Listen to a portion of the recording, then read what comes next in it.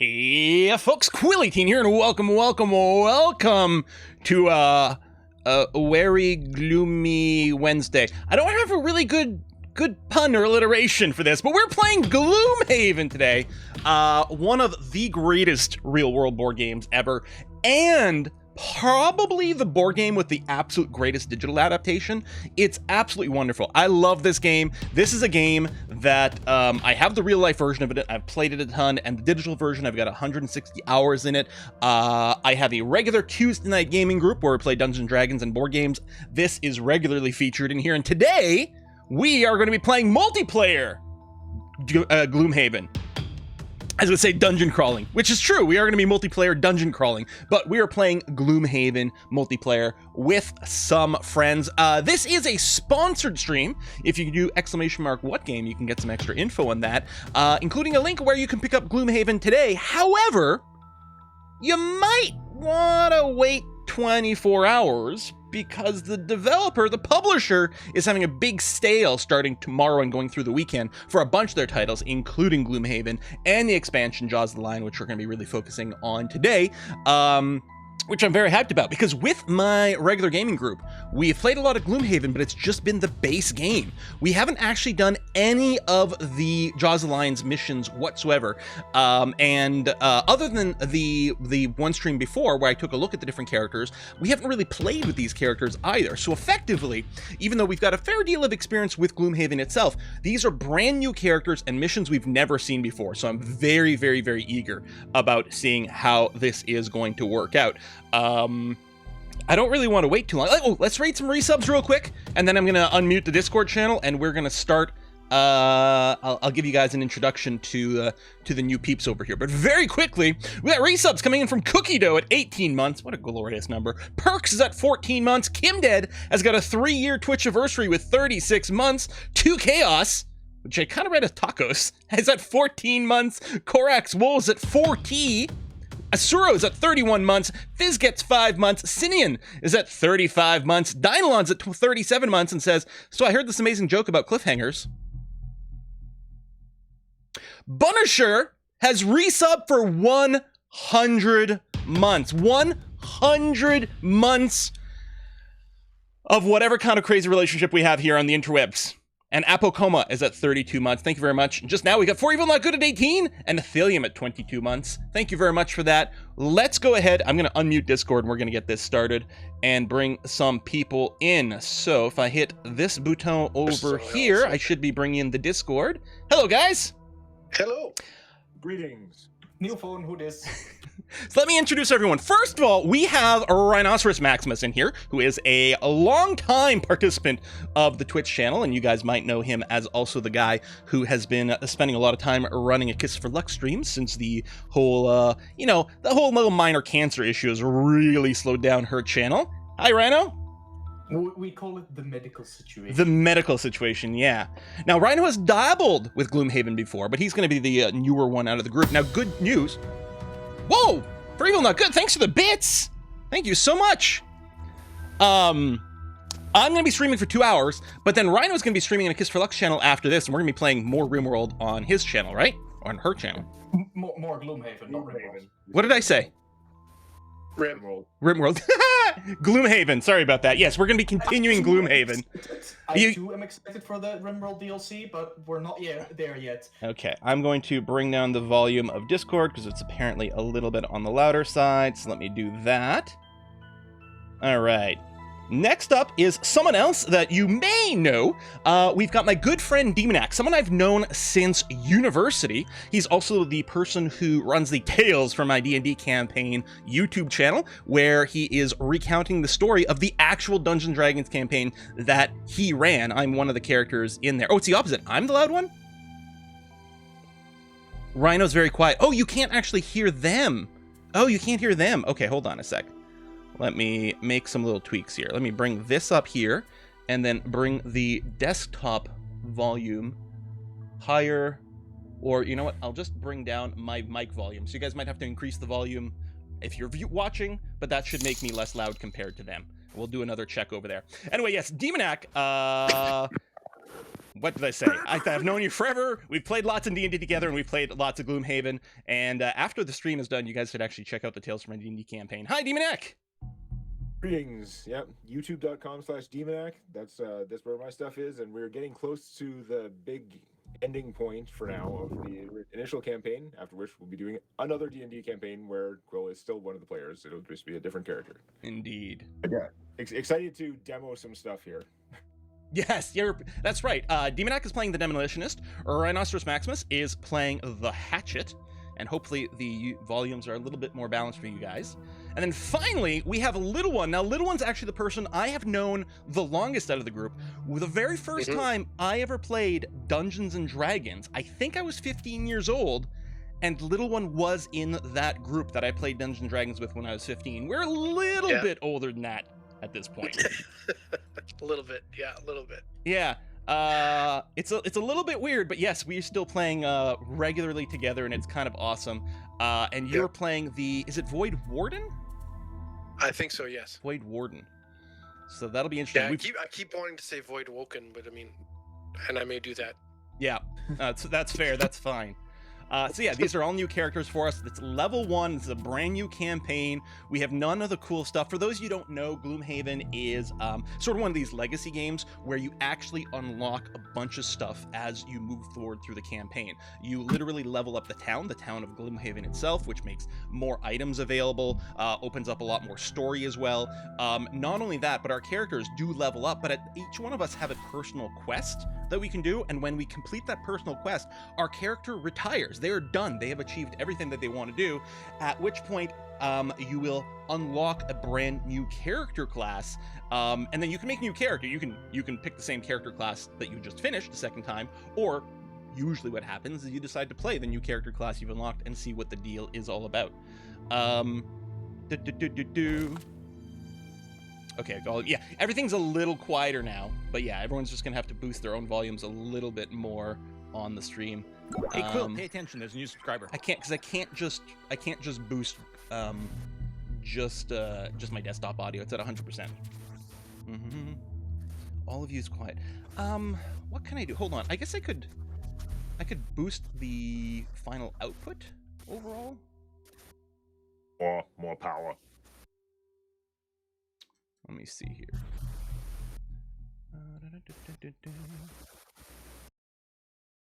Unlimited power. Yeah, I'm not sure how much more I can do here, unfortunately. You could turn us up directly in Discord, perhaps. Oh, that's true. I can the sliders up. Yeah, I can do some. I'm gonna boost each one of you up to like 200%. Okay. There we go. And then I can probably increase my own volume again as a balancing function. All right, we'll do that. I don't want to spend too much time fighting with audio. If it's terrible, you guys can let me know. But otherwise, I think we're ready to get started. Everyone spent their starting money? Yep. It looks like. I'm broke. You're broke? Excellent. Hold on. Yeah, Cloak of Invisibility. I think that's a great purchase for the support character. And Iron Helmets are very popular for new characters. I was tempted to get it, but I went with other tankiness. Oh yeah, the header shield. Is it header or heater? I think it's heater. Heather would have another H, right? Right. I'm not thinking of Heather. I'm thinking of Heter. I don't know. It must be heater, but I don't get why it's called that.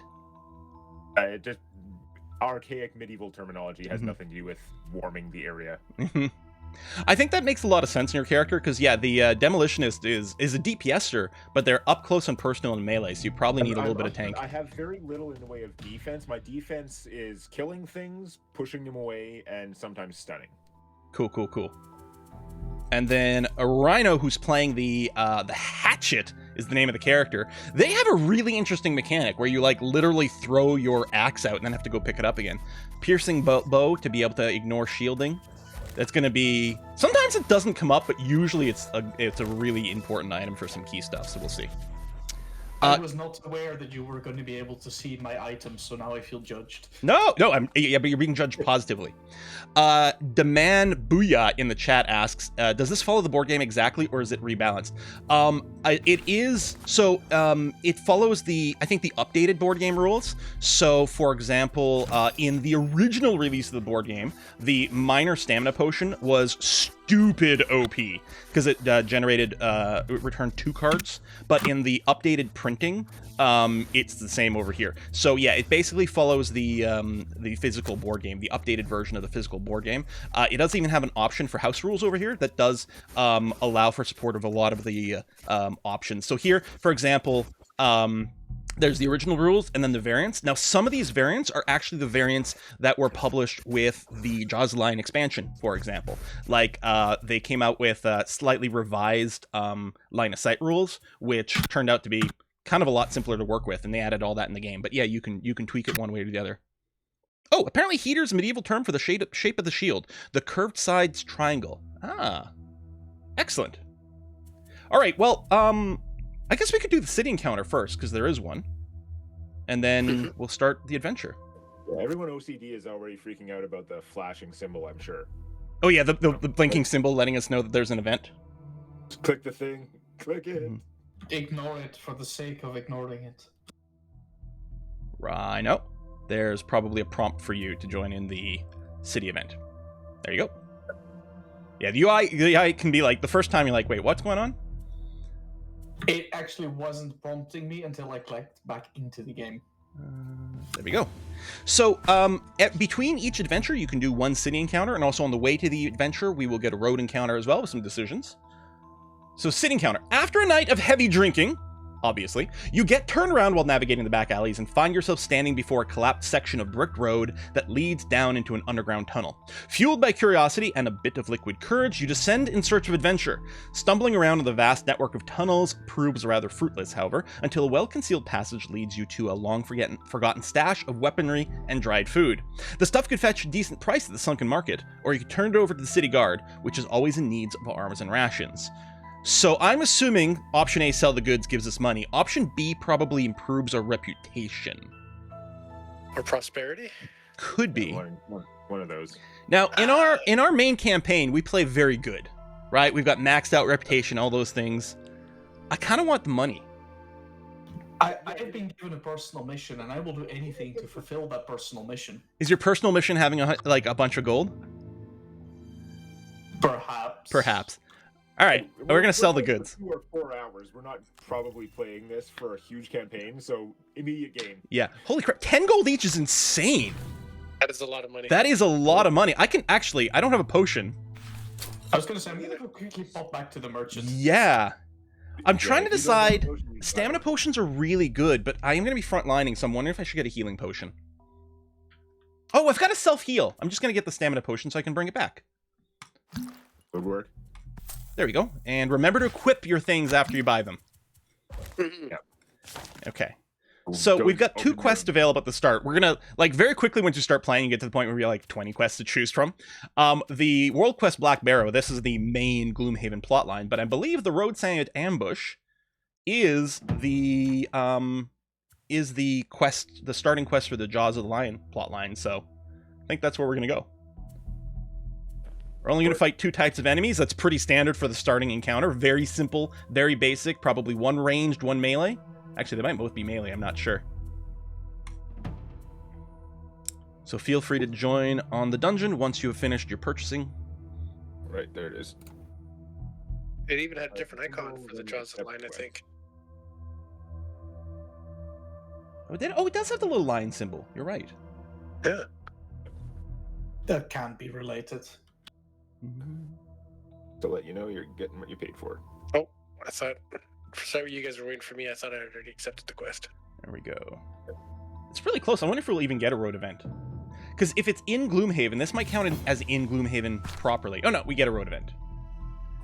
You enter the Sleeping Lion to find your old friend Zane sitting at the bar. The barkeep is doing his best to ignore him. Zane's face lights up as you walk in. "Friends, my only true companions," Zane cheers. "I assume you're here to pay me my management fee." You look at him quizzically. He speaks more slowly. "My fee? For managing your guild's reputation?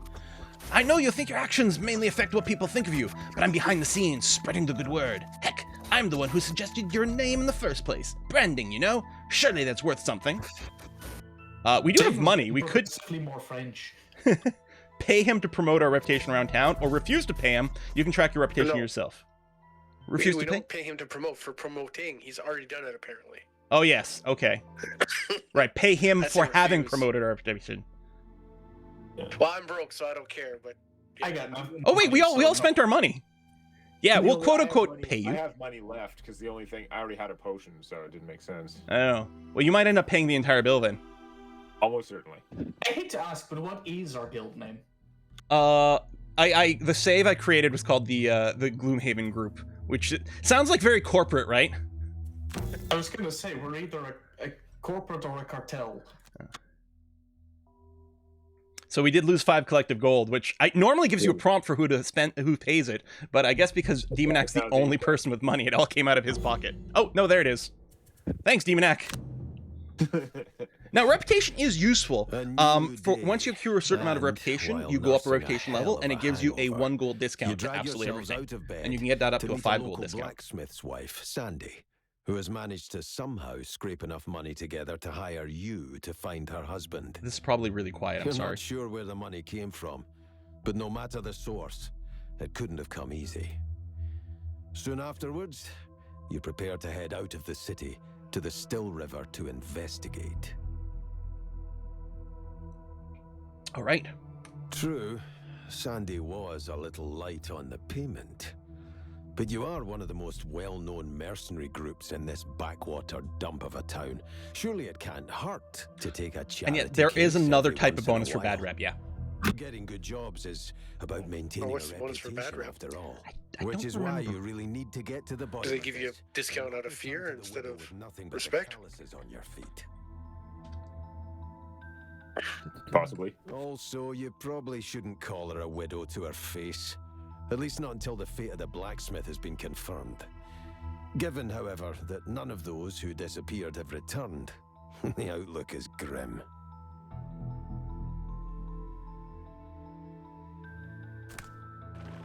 Okay. Yeah, I was just trying to do a quick lookup to see what negative reputation does.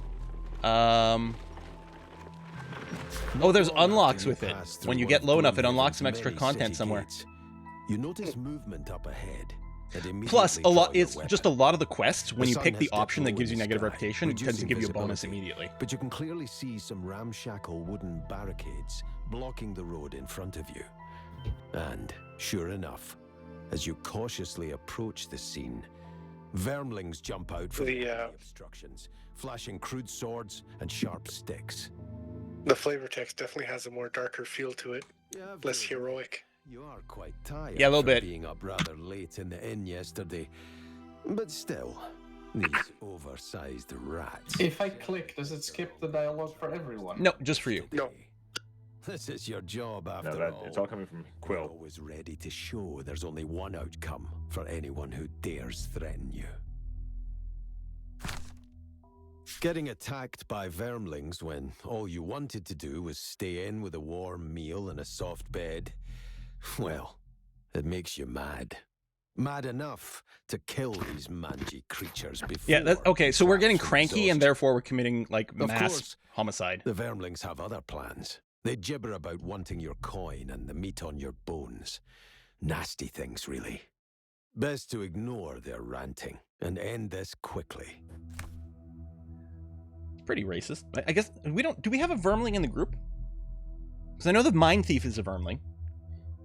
My guy looks like a goblin. I don't remember all the race names though. I'm pretty sure he's not a vermling. Okay, so at the start of each dungeon, each one of us gets a particular personal objective for that dungeon, and the reward will be 1 or 2 perk points. Perk points are very powerful. They unlock some really cool stuff for your character. Every 3 perk point unlocks a perk. Never kill an elite monster or boss. Burn a card to negate suffering 5 or more. I think these are new. I think maybe because we're doing Jaws of the Lion's objectives, we're getting new objectives, or maybe it's just they've been added to the pile. But I've never seen either one of these. I think they've just been added to the pile, but I'm not sure. I seem to have gotten new ones too. I have a new one, and I'm not 100% sure how it works. So, yeah, go ahead. Never leave a hex adjacent to a monster. So basically, if I'm standing next to somebody, I can't run away. Oh. That's probably Until not they ideal die. for your character. I wish I'd gotten that one. Yes, but do I get it if I never stand next to a monster? Probably, Or if yeah. or if you just always end your turn next to a monster. Yeah. But it just never leave a hex. Yeah. So if there's a monster next to me, it dies. You're right. If you just stay at long enough range, or you just accept that you'll be next to someone sometimes, that actually seems like an easy one. Well, it doesn't sound easy, but I'm gonna give it a try. Okay. I don't think there's going to be enough big damage in the first mission that to burn a card to avoid suffering 5 or more. And it's just such RNG. I'll take Plebeian. I might end up killing an elite or monster if need be. I'm not going to sacrifice the run for a perk point. Yeah.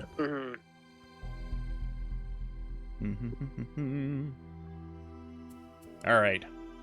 So once we get in here, the way the game works is each of us have a very tiny deck of cards or a hand of cards. Depending on our character, we'd probably have somewhere between 9 and 11 cards in our hand. And each round, we pick 2 cards to play. And on our turn, of the 2 cards, we take the action on the top of one card and the bottom of the other. Usually when you plan your move, you're intending, I'm probably going to use the top of one card and the bottom of this one, but you don't actually have to lock in on the top versus the bottom until it's your actual turn. So things can change sometimes. So we've got, looks like, okay, so we've got our quest, starter quest, very simple, kill everyone. And it looks like we have 1 extra room in the back after this one. So mostly just a big slaughter fest, good way to warm things up. I'll definitely want to be near the front, so I'm going to move myself here. Yeah, we're still in the setup where you just kind of position yourself, right? Yeah, the little white squares, you can just click and move. Excellent. Swift Strength is interesting, pulls things in. I have a single attack that does generate fire, which might be worth doing. Kind of like the multi-attack. Oh, are these obstacles? No, okay, it's just decor. So we have an obstacle next to us here, and obviously over here. I was worried that these places were rough terrain, but they're fine.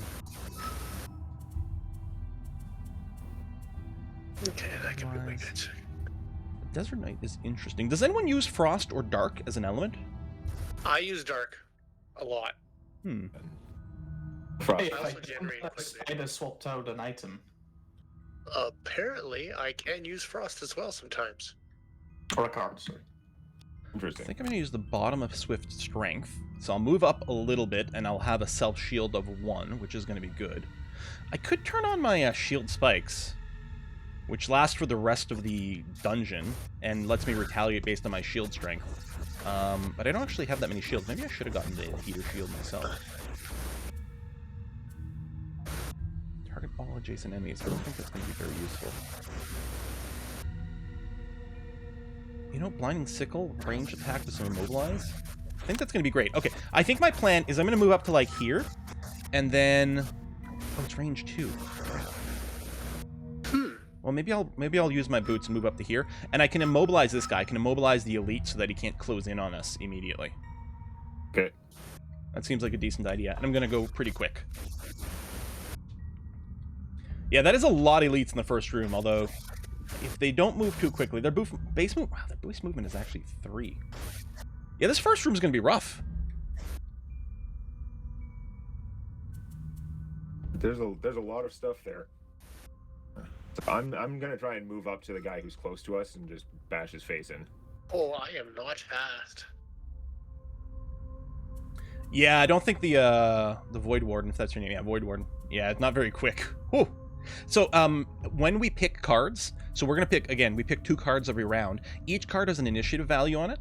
And of your 2 cards, you pick one of those 2 numbers to be your initiative. Actually, Rhino, if you haven't played the digital version, you can choose which of the 2 cards is your initiative. By default, whatever you click first, it's set, but that's the one with the glowing number, and you can click the other one's number to change what your initiative will be. And you can confirm it at the top of the screen. I'm trying to work out my move based on the situation in the room. Yeah. Because there's a lot. Now, okay. And of course, while we're all planning, we don't know what the enemies are going to do. Some of them might act before us and totally mess up our plan. Yeah. Yeah. Okay, so yeah, sorry, I didn't mean it was going to be easy, this encounter, like, in terms of difficulty. I meant it because it's going to be easy in terms of simplicity. We only have 2 types of enemies to deal with, and it's pretty standard quest. I could change things. I got a pull. I wonder, would it be better if instead of making this guy immobile, if I actually yanked him closer to us? I can give that guy a shove away from us. Well, that actually might be quite useful. If people are setting up for good range attacks, shoving this guy away as well as me I'm immobilizing this guy would be nice. I'm all hand to hand, so I'm gonna walk up and probably kill this guy. Okay. Okay, yeah, we probably shouldn't shove this guy. He's in a great position for us to just burst him down immediately. Fair enough. In that case. All right. Oh, jeez.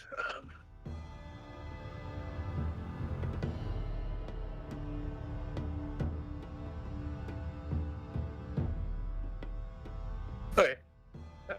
Sorry.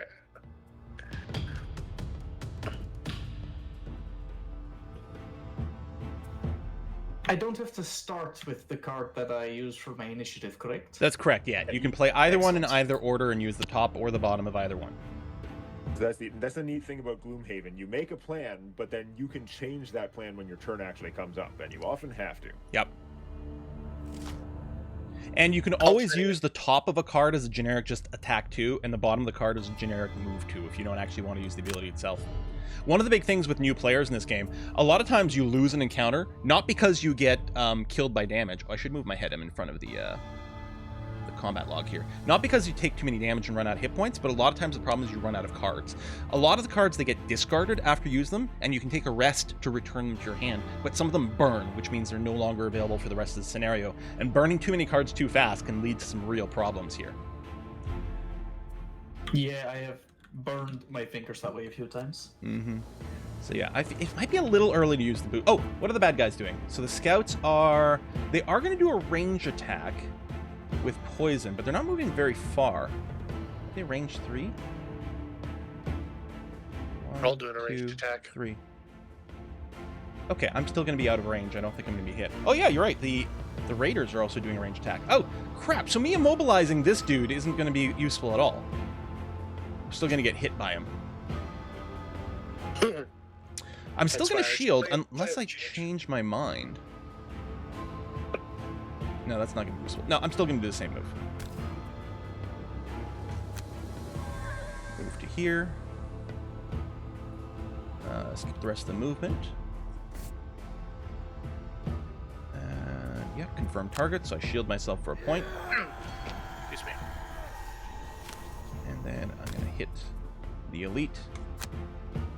You can use a ranged attack against someone who's adjacent to you, but it'll give you a disadvantage. So there's no dice rolls, but everyone's got a deck that effectively acts like a dice roll. You pull a card out of it. So I drew a card with the +0. I drew a 0 card. With disadvantage, you draw 2 cards and take the worst. I don't think I need the stamina potion right now, so I'll just end turn. Okay. And one of my abilities did create the light element. Maybe someone will use it, maybe they won't. So I'm going to move up to here. And my character is basically like a goblin in an exoskeleton. Skip the remaining movement. And then this attack deals +2 damage if the target is next to a wall, which this guy is. So That's I'm brutal. gonna hit him. And you drew +1. Wow. Yeah. Yeah, the Demolitionist seems to has like 2 specialties. 1, they blow up obstacles and deal damage to things. And 2, they obliterate people who are standing next to a wall. Right. I should be able then to delete that guy altogether. Mm-hmm. Mm-hmm.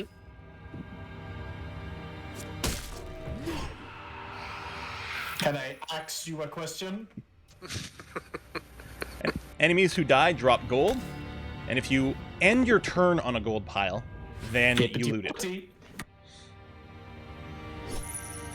Like that. Alright. So the Void Warden is like really crazy weird. A lot of their abilities have like positives and negatives simultaneously. Yeah, and I'm going to trigger my Master Influence. First attack performed in each of your attack granting actions gain advantage, and the target may consume any element to add +1. So when I give you guys an attack, you can add +1 with anything. Oh, sweet. And it'll be advantage the first one I do every turn. So that sounds like fun.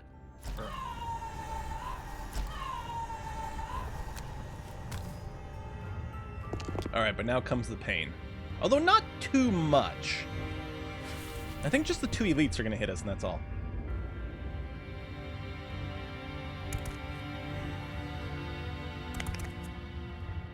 course, if you're playing this as the board game, there are very simple rules governing the AI of the enemies. So there's no dungeon master. Nobody's deciding what they do in most cases. Yeah, this is basically D&D without needing a dungeon master. It's amazing. When you get hit, you do have the option of burning a card from your hand or 2 cards from discard to cancel the damage completely. But this is only 2 damage. No reason for me to do that. I am wounded now, though. Wound is pretty annoying because at the start of each of your turns, you take 1 point of damage from being wounded. Luckily, the wounding doesn't stack, so I didn't get wounded twice. Healing immediately removes wounds. Healing also removes poison, but in the case of poison, you don't actually get the hit point heal. Oh, never mind. I thought I brought the card that let me remove a wound from you, but apparently I did not. Well, I do have a self-heal, so I'm going to use my self-heal to heal 4 hit points for myself. I did take 2 less damage thanks to my shielding, but it still hurt a lot. I just have to figure out what my bottom is going to be.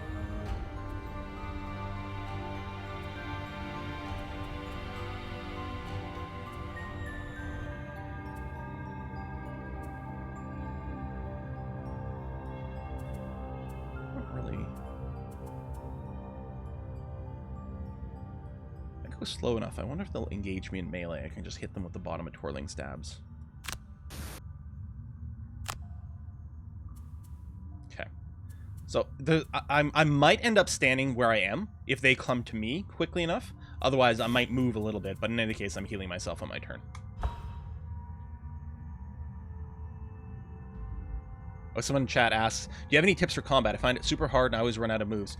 Yeah, like, card efficiency is really tricky. You do have to have, it's very tempting to like bottleneck in a small hallway and things and like defend, but you're kind of forced to really keep up tempo in the game. You're forced to keep kind of moving forward at a reasonable rate as much as possible because yeah, you will run out of just time and energy. And if you've got cards that burn, you might not want to use the burn ability on like the first round, like the first refresh. You might want to just use like the half of the card that doesn't burn, or even just use it a generic attack or generic move so that it doesn't burn. And then after you rest, that way the card will generally come back. Because every time you rest, you do also burn a card every time. Yeah, card management is like, is surprising. It gets you the first time. It's like, oh, this is where a lot of the tough decisions really come from. Also, you want to make sure that when you pick your cards, you don't have too many burn cards. Yes, as when you level up, you get more cards. That your deck size, your hand size is always the same for your character.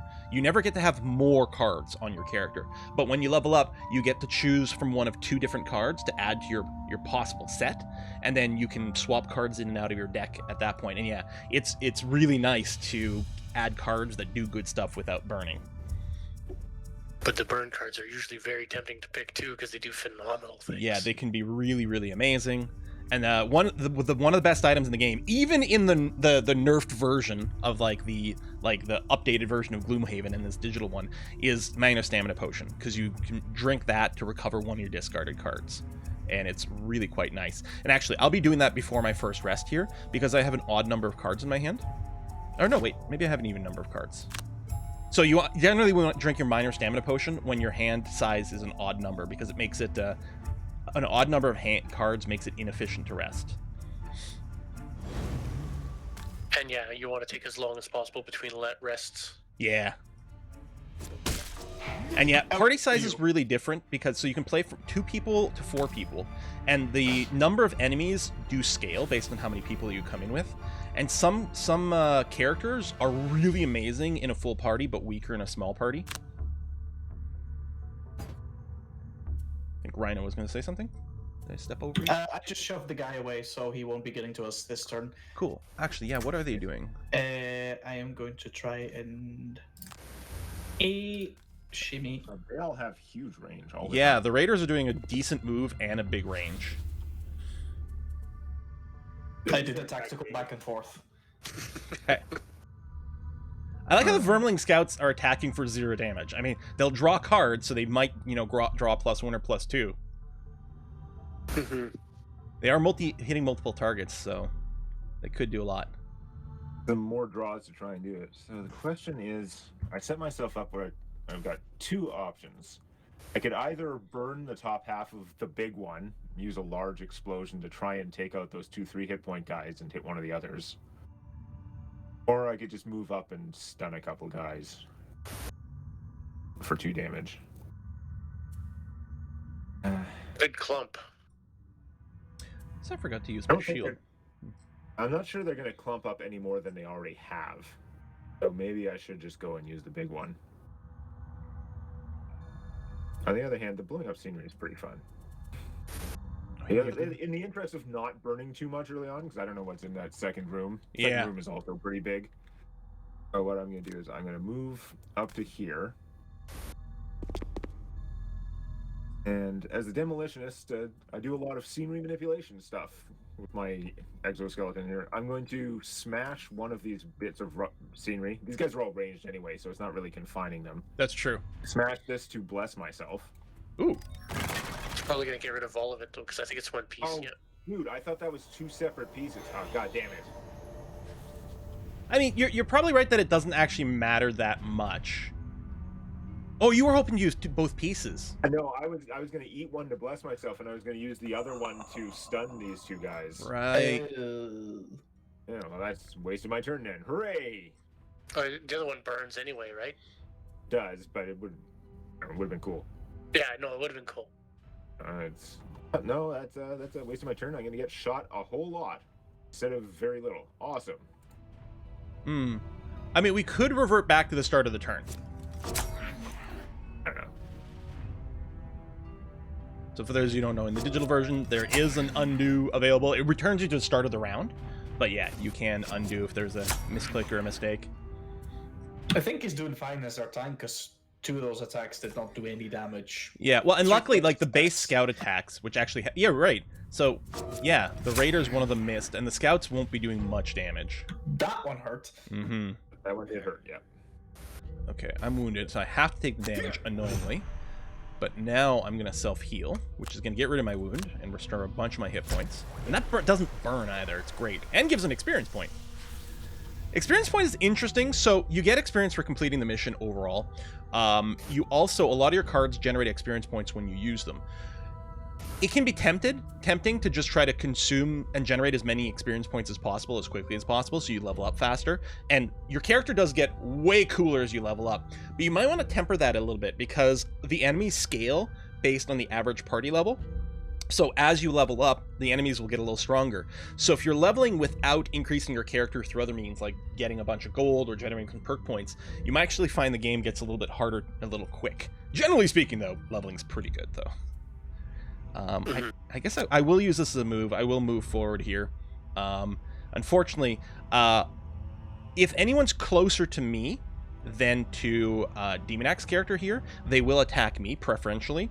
The issue is if an enemy is at equal distance to multiple targets, they will pick the one with the faster initiative, which means they'll be going for the demolitionist here instead of me, which is not ideal, but hopefully I can soak some of the damage. I don't think so, because the only guys left are doing multi-hit attacks, right? Oh yeah, you're right. It probably doesn't matter at this point. Right. They probably would have moved up to be able to hit 2 of us anyway. But again, luckily they're hitting with a base 0, so most of these won't do anything. That's okay. We'll do this. You can move too. Oh, you're letting him move. So you move 2, and then an ally moves 2. Wow, that's a fantastic card. The top of that is insanely good too. Oh, it heals someone but then poisons them. That's funny.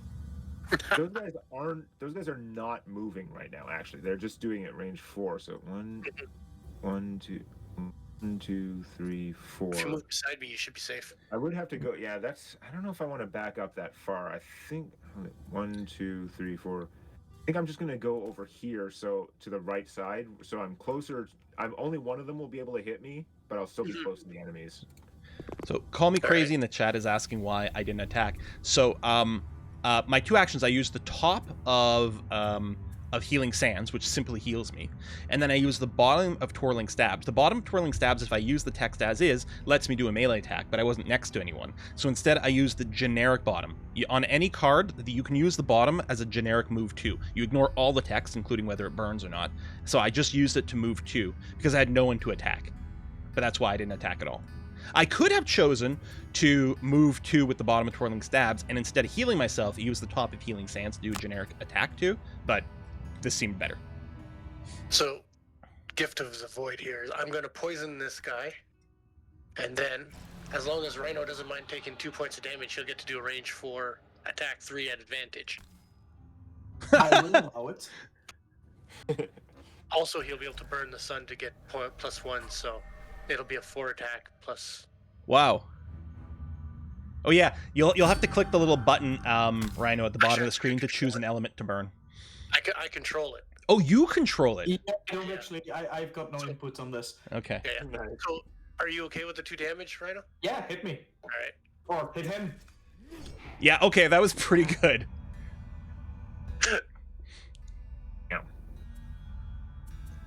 Oh, and I'm mind controlled. That's slightly less good. That's from control, Rhino or from Little One, yeah. I think I could have burnt a card to prevent the damage. Weird. That's kind of weird. That's Okay. fine. Yeah, I'm not. Yeah, no, 2 damage. You're fine. And I think that's good. All right, yeah, this character is gonna be fun. Considering the last 2 characters I played were the brute and the bear. Yeah. Pretty much 2 huge tanks, all front line. I love that they drew their double damage with their base damage of 0. Yeah. Mwah. The element did nothing. Oh, right, I don't have a shield. I was looking at someone else's character. Right, I had the boots and then the stamina potion. Next 5 times an enemy enters a hex adjacent to you. Yeah, these guys aren't going to be entering hexes adjacent to me very much, so I don't think the top of Flame Shroud is very exciting.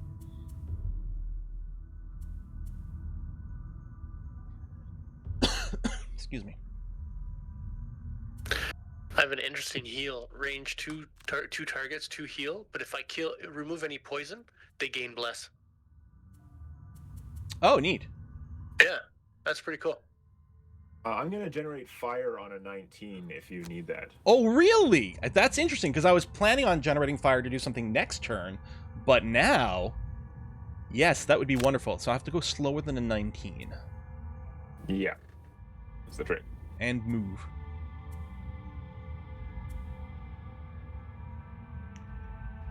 I'll probably be using a generic move. You know what? I should probably prep Desert Knight. That's really slow.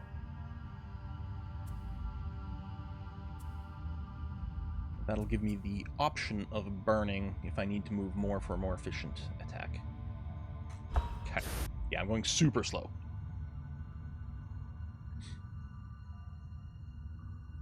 How slow is super slow? 90.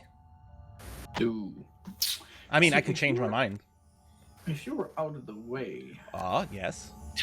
Well, I can move on a... I could also do it on a 41 no, or 63. No, we're fine, we're fine. Okay. Yeah, I'm probably just using a generic move too, but the 90 card gives me the option of burning for a 6 move if I really need to position for optimal. Right, the good news is I'm going to do a shed load of damage. That's good. The bad news is I'm going to burn 2 cards to do it. That's bad. Does it come with free yogurt?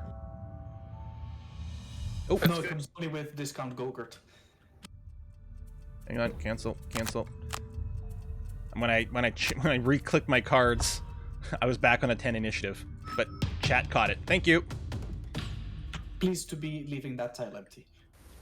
One ally within range 3. Can I do myself, or does it have to be somebody else when it says one ally within range 3?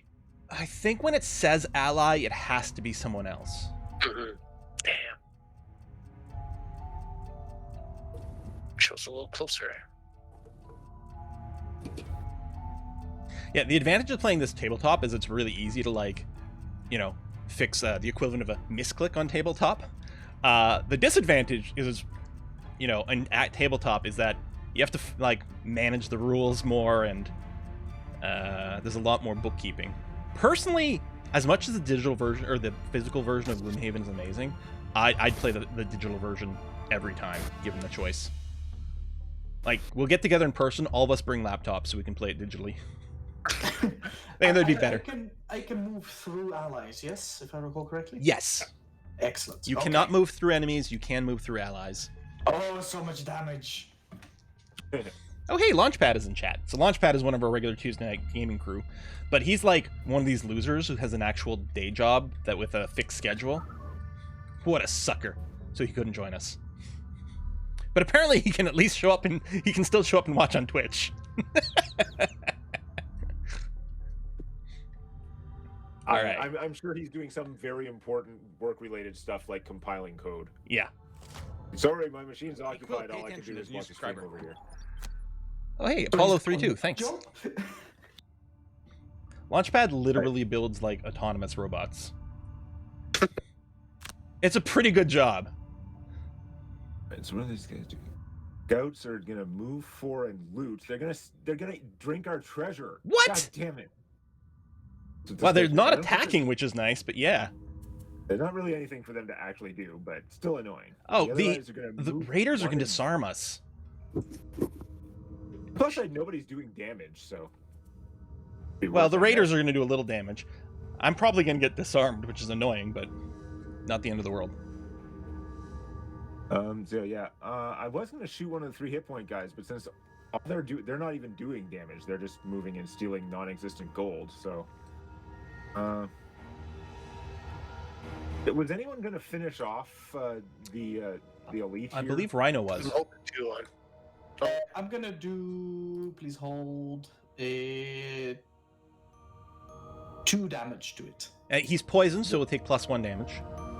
That's likely to kill it. Okay, I'll just soften up someone else then. if you because you're probably too far to engage other targets, eh? No. That's my whole point. I'm gonna stand next to the guy with 3 health, do 2 damage to him, then move up 1, and then deal damage to these 2. Okay, neat. All right, so I'm gonna try and soften up this one then. Sure.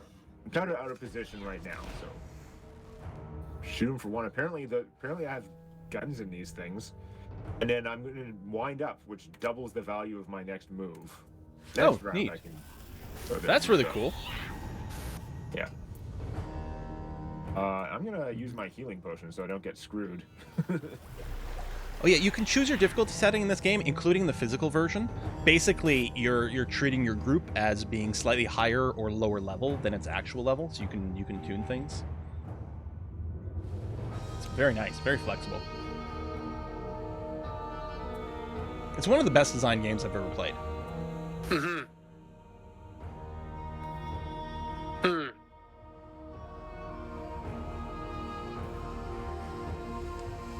Rhino, is your round contingent on this guy living for you, or if he dies before your turn, is that a big deal?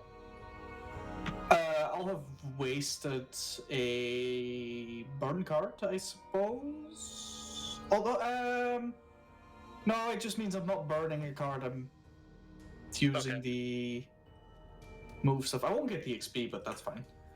Mhm.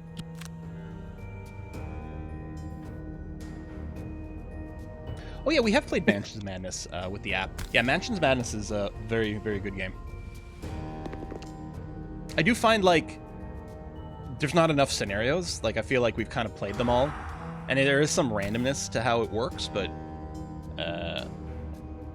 yeah. I like it because I like co-op games a lot.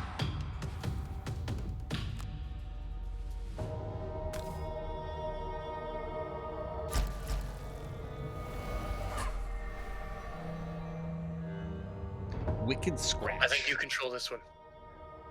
Oh, you're using it on me? Okay. Yeah, because it's a melee attack, so only somebody who's standing next to somebody. And I don't want to use the fire because I'm saving it for myself. And I shouldn't need it anyway, Yeah, because you it's won't base need to anyway. 4. You should have advantage. Oh, maybe not. It's a good thing I had advantage.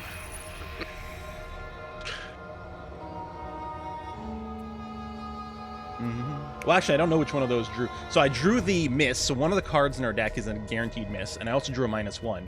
But we had base 3 damage, +1 because he was poisoned, -1 because the -1 still killed him.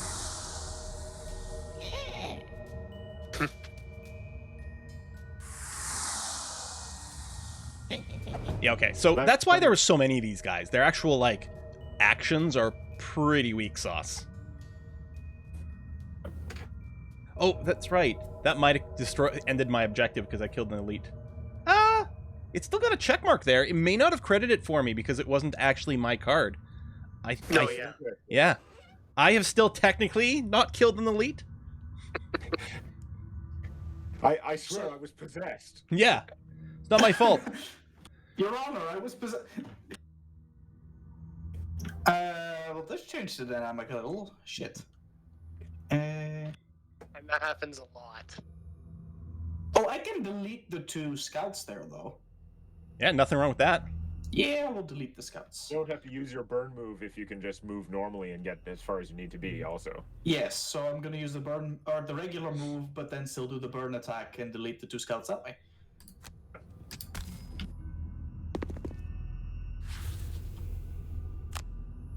Your cards have a lot of text. Well, not raw text, but like effects.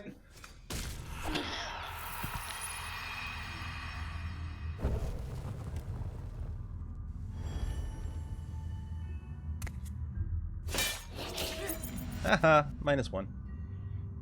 Disarmed is a little rude, yeah. Yeah, the disarm is gonna be a pain in the ass. Yeah, that's really disappointing because I was gonna AoE here and hit a couple of people, but no attacks for me. Oh, so the elite's sitting on our gold.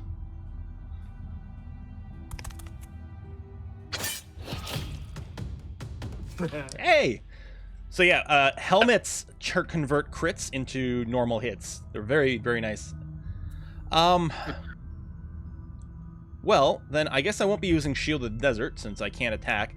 I think I can probably use the disarm part of Desert Knight still, so I'll probably try that. I'm trying to decide if I'm even going to move. Well, I'm going to move to here to pick up the gold. Because why not? Someone's got to, and if it can be me, I'll take it. Fortunately, they were bad at looting because the AI, again, the rules specifies how enemies move. They always move towards like a hero. Yeah. They weren't actually prioritizing the best place to stand and loot. Yeah, they go in a set order. They go based on the initiatives. The elites always go before the normals of the same type, and each of the figures is numbered, like in the actual board game. And even here, we can mouse over and see their number. And that's the order they move in, and they always move towards the closest target that they can hit. So sometimes they actually end up boxing themselves in because of their very simple behavior. But that's part of the strategy. So unfortunately, it looks like I can't do the disarm part of the Desert Knight if I don't actually do the attack part. So no free disarm. So my whole turn was just to pick up 2 gold. And soak some damage.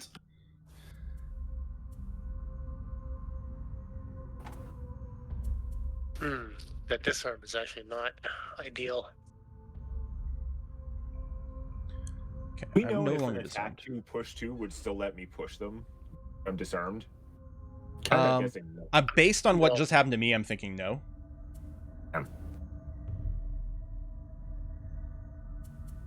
Okay, I'm going to consume the fire. I'm going to go very fast and consume the fire. But I'll be shielded, so I can hopefully soak some damage.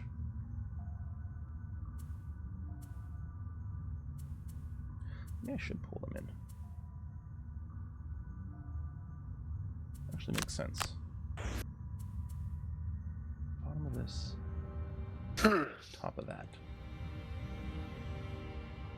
Yoink them to me. Although, I suppose it would be nice if that Vermling Scout died before. But none of these guys seem to be super fast. The fastest thing they did was like a mid-30s, and that was when they were just doing a move and loot. I think. Well, unfortunately, what I was hoping to do is I have a card that lets every enemy within range 3 of me move 1. So I was going to try to clump them up together for Demon Axe Big Explosion. I was hoping to get behind these guys, but I guess I'm not going to be able to. But since nobody can attack, I'm just going to choose to use them against each other. Are you going to move out from where you're currently standing? No, I cannot move away from adjacent enemies. That's my perk thing. Fair So I have to stand and fight to the bitter end. Well, their bitter end, hopefully, but... So no. But I am going to try to heal. Hopefully the disarm doesn't block the heal. I don't know if that's considered an attack. I'm going to kill this guy just so that I can move to the other side over here and be in a better position to tank for you guys. On what number are you going to do that? On a 6. Unless you can kill him like, very fast. If you can kill this guy really fast, and then I can do something else. Either way is good. I can kill him on an 18? No. Yeah, yeah, no, I'd need it to be faster than a 14. So I'll just kill him on a 6. Right, if you're gonna kill him...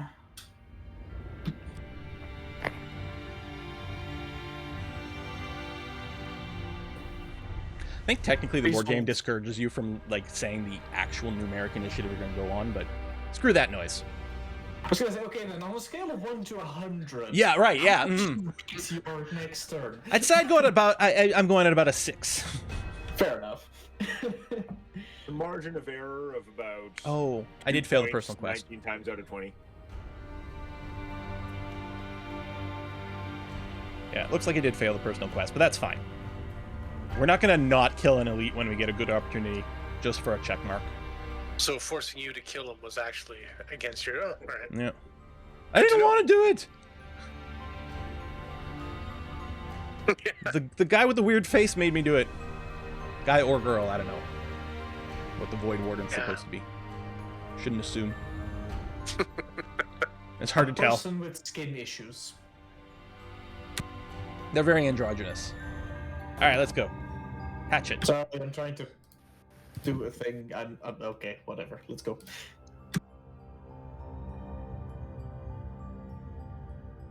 Sorry, I shouldn't rush. It was I start to panic with the stream. So, but normally we're like very chill. I'm having a hard time working out my turn because my cards almost quite synergize with the current state of the field, but not quite, and it's really annoying. So you're trying to leech out a move. Yeah, sometimes it can be really difficult. So And of course, once you figure out the perfect thing, then it'll change. Well, of course. Okay, the Raiders aren't actually attacking. And that's literally all that's left. So I'm not going to move adjacent to them. I was going to move adjacent to them so that I'd be the ideal target for them. Okay, But heal. I think I'm just going to move towards the door. Actually, yeah, shoot. Should I have done something completely different since they're healing? No.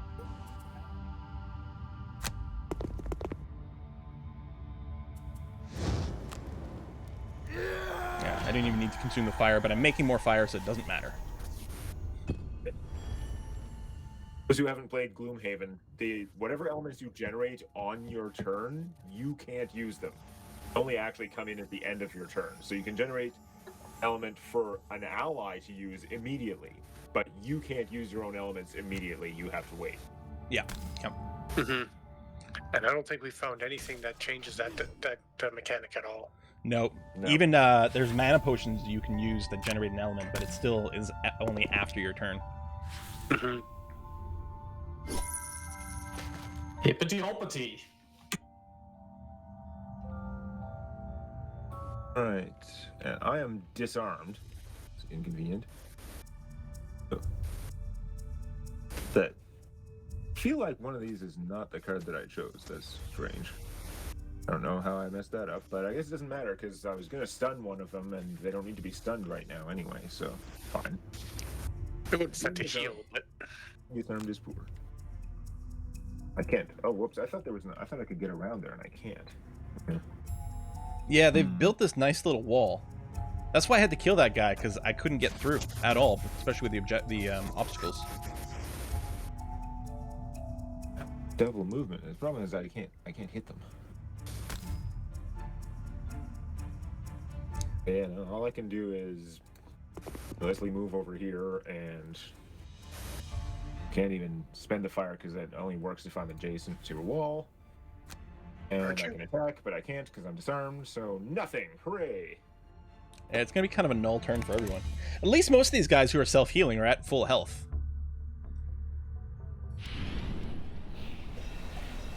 Mm-hmm.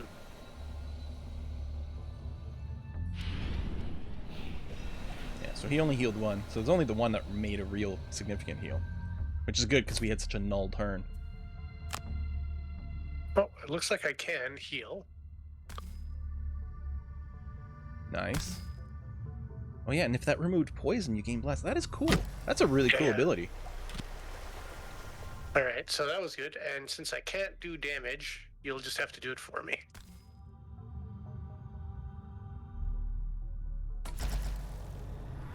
You made damage on my behalf. So it's a range attack, so yeah, you're gonna want to probably hit at range to not have disadvantage. Does it? Oh, the wind is gonna die anyway. So whatever damage he does to this guy, he'll receive in return. Oh, that's unfortunate.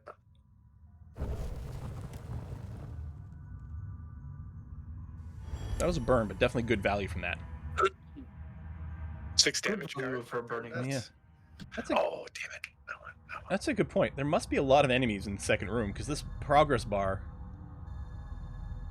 No, it's probably like half and half. Probably a decent amount. Oh my god, the timing is perfect. Nobody go faster than a 25.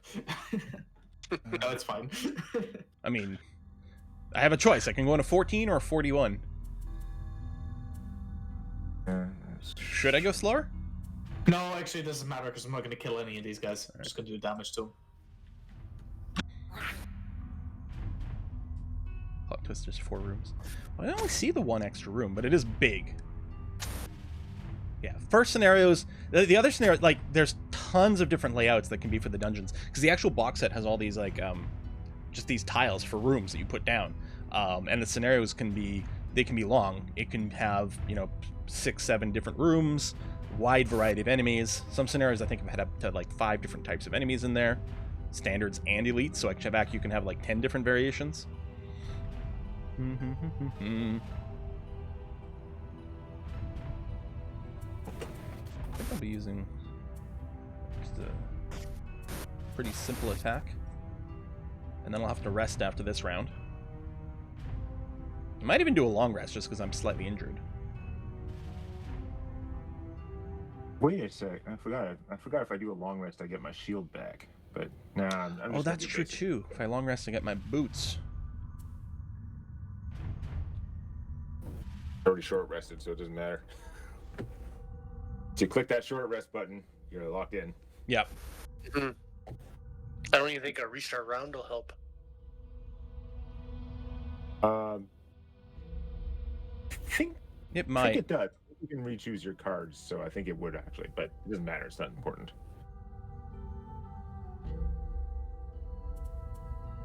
Okay, I think we're just waiting for the Void Warden. Yeah, I'm not really loving my last couple cards here. Oh wait, My short rest, I had to burn cards of short rest, right? It was going to be the big one. It was like, oh no, I don't want to burn that. I want to blow something up in the next room.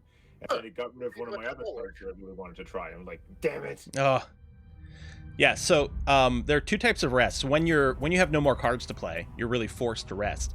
A short rest, what happens is it randomly burns one of your discards, then it returns the discards to your hand. If the random card that it burns, if you really want to keep it, you can take 1 point of damage, and it'll randomly pick another one, but you are stuck with the second one. A long rest is different. A long rest doesn't immediately give you the cards back.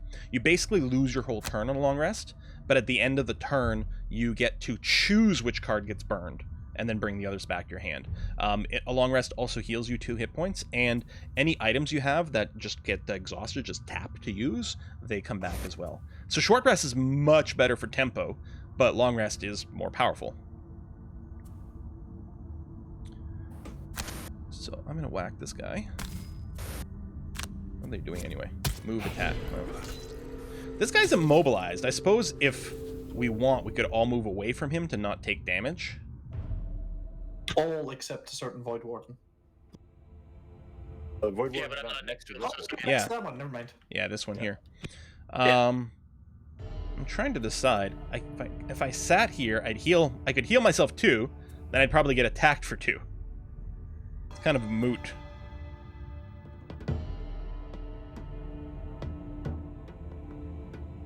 I feel like they're pretty darned equivalent. So maybe I should move away to just here, be closer to the door. It's not a dreadful shout. Yeah, I think I'll do that. Because we're definitely going to want to start getting into the next room soon. I could open the door now, but I don't think that'd be a good idea. Sorry, what was that, Demonek? Moving is only better if Rhino also moves, though. That's true. Are you moving away, Rhino?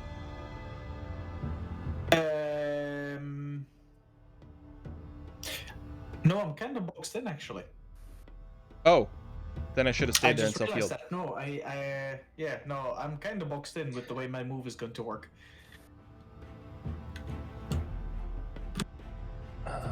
Wait, why can't I restart now? Is it because I've already started taking some actions? Ugh.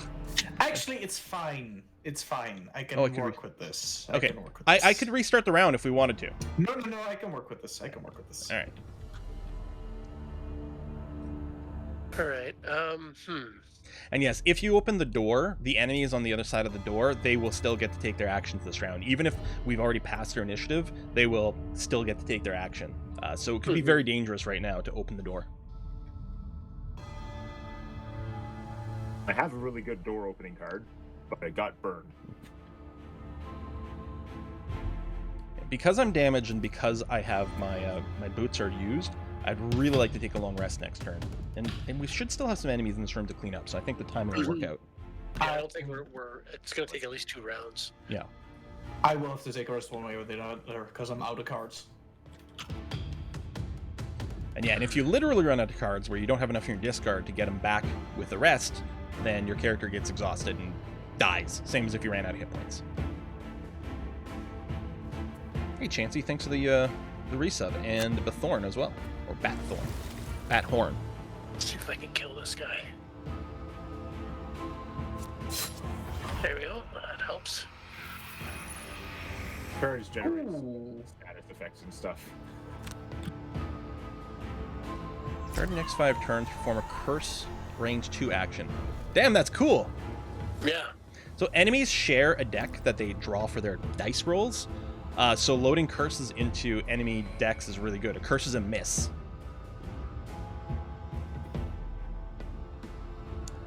Yeah, character dies if they run out of cards. No, well, they become exhausted, which is just the term. They No one faint like dies a in this Pokemon. game. Faint It's like a Pokemon. They just faint.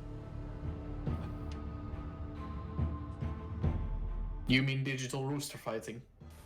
Yes. Digimon, Digital Rooster, Digimon Roo are the champions. Yeah, exhaustion versus death, you don't lose the character. That's true, yeah. Because your character, if the scenario succeeds, you still benefit from succeeding. You still get, all the money that you collected, all the XP you collected, and everything like that, and your character's back fine for the next scenario, even if you exhaust. We've certainly won some scenarios where people were hell. We've won scenarios where 3 out of 4 of us were exhausted. Yeah. I'm 2, baby. What is that And then I'm blood drop here? Oh, all heals targeting like, have no effect this round. Oh, I've never seen that effect. Wow. That's new. That's new. And we know these guys can self-heal, so... mostly I was just hitting him for punching him for 3. Tired of beating up on these guys and going home. Yeah, exactly.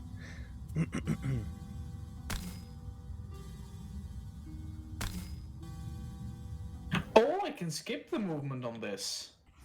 Yeah, you're never forced to move, like, even if you got movement.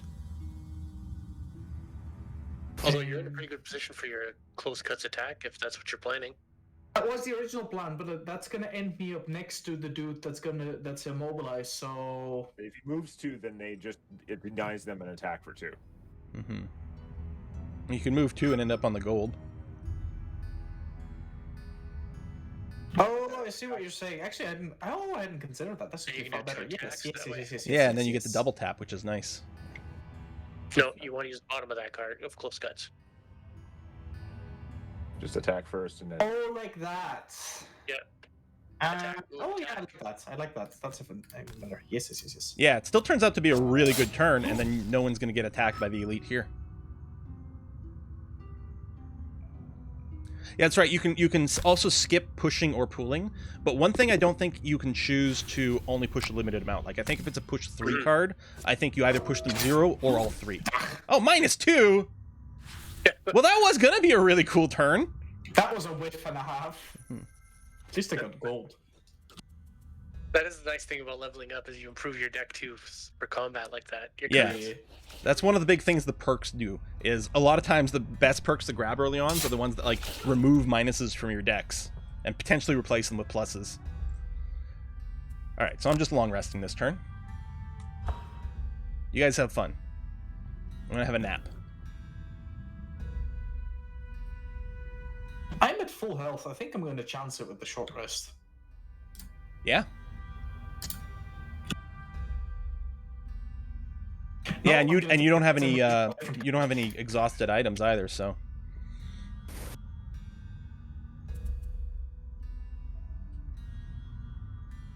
Yes, Ice Beast. These are the 4 expansion characters from Jaws of the Lion.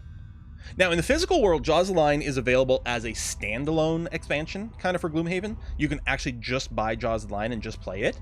Or if you have Gloomhaven, then you can combine everything together into one big bad box. But yeah, here we're playing Gloomhaven with the Jaws of the Lion expansion, all 4 of the new characters, and this is the start of the Jaws of the Lion campaign.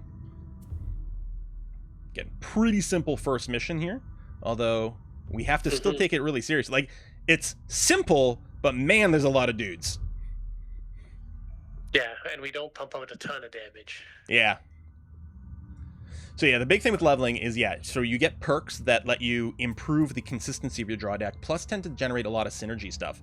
Like, you can add cards to the draw deck that, like, channel fire, or will add +1 targets. Now your attack is all of a sudden hitting for 2, or maybe even insta-stun, which is fantastic. Obviously, as you get more money, you can get more items, which add all kinds of interesting synergy. And the big thing is, as you progress through the campaign, you increase the prosperity of the town, which unlocks a ton more items in the town itself. And a lot of them have some really funky abilities, open up some really interesting synergies, and especially as your characters level up and unlock new cards as well, it tends to generate more combos, and especially you're coordinating with other players in terms of what you can do.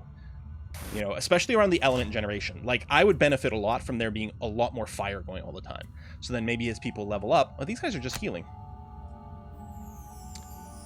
It's kind of rude of them. It's kind of annoying. I'm gonna stun. That's a shame. Oh, a stun is good because that'll cancel the heal. I'm gonna consume the earth, the leaf elements, to poison him too, because why not? Nice. If you hit him for 3 or more, I can finish him. I am definitely gonna do that. Although you don't have to prioritize hitting him because he is stunned. Yep, he is the least important. He's also not going to self-heal, so... Yeah, not going to self-heal. Fair news. And you actually only have to tap him for 1 now because he's poisoned.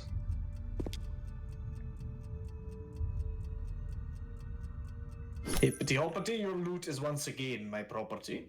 Right out from under your feet.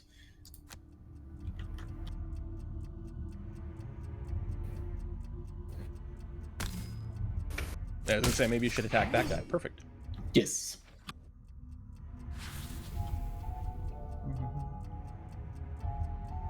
Oh, thanks, Essentia. Yeah, I thought about adding that to the what game, but I realized the what game command was already super long, so I didn't want to add more text to explain who's playing who.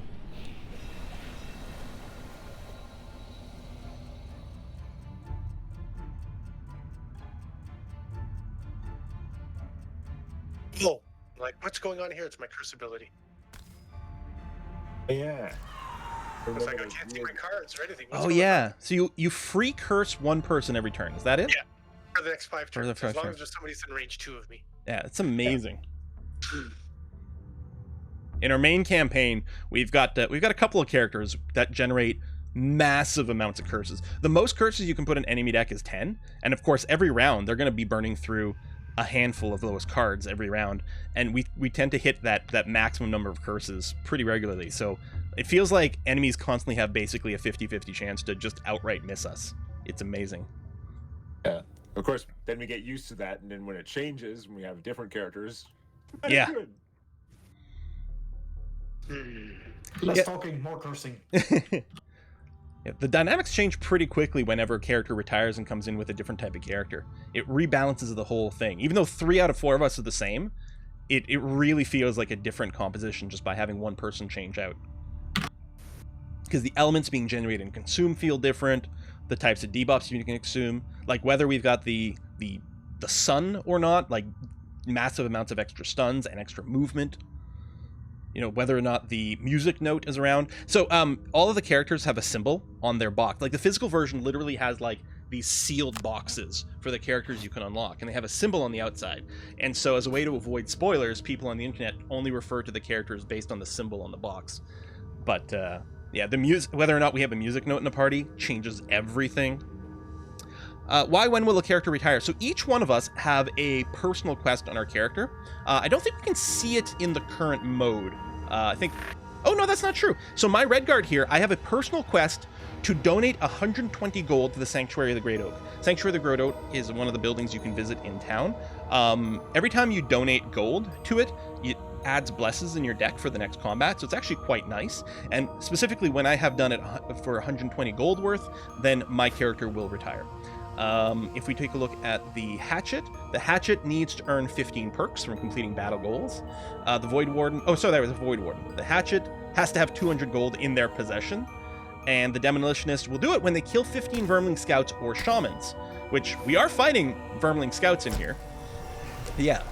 So sometimes you don't want to retire because you're still liking the character, you want to level up some more, and sometimes it's like, yeah, but I'm going to unlock a new character. I want to see it as quickly as possible. Plus, unlocking a character increases the prosperity of the town, or sorry, retiring a character increase the prosperity of the town, and sometimes we'll add extra cards to event decks and things like that.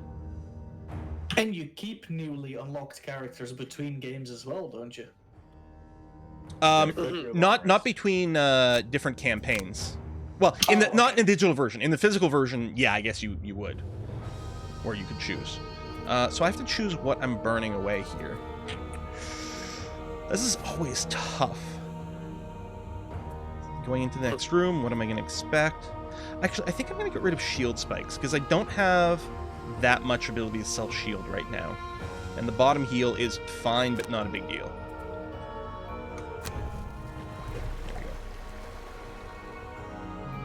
Oh yeah, and your new characters start at the town level as well. So if the town has increased in prosperity levels, your new characters will start at higher levels. I think in our campaign, we are at like, new characters come in at like level 5 or something. And I'm long resting this round. Okay, so probably I shouldn't open another door yet, is what I'm thinking. Well, even your range stuff is all range 2, so you'd actually have to move closer to us to hit them. Yeah, which is fine.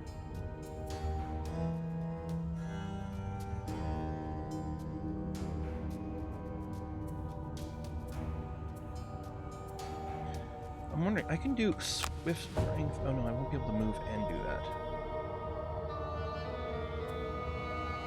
Maybe I'll just pull one person towards me.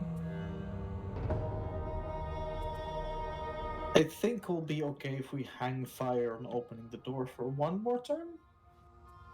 Yeah, I'll probably... Yeah, well, two of them have 8 hit points, so it's probably going to be a good couple of attacks to take them down. Yeah, I think it'll basically be, yeah, it'll take, especially with one person resting, it'll take all of us attacking them to do this.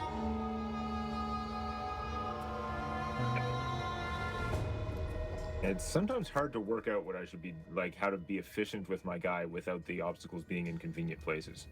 Okay, I'm gonna be pulling these two one step closer to me, or maybe these two or something. So they're gonna end up, like, here. Probably That just gonna works for me just fine, yes. Okay. And yeah, if I hit this guy, he'll die. And I probably will, because I'm hitting for a base 2, and he's poisoned, so if I draw -1, he'll still die. So I think that makes a lot of sense.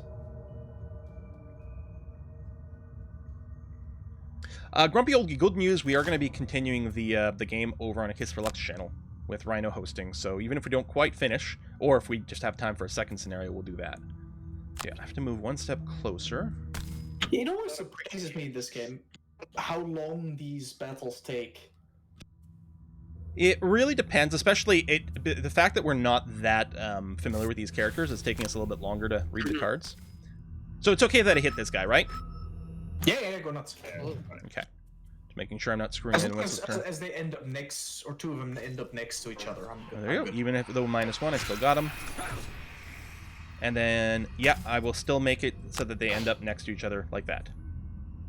Excellent. You are welcome.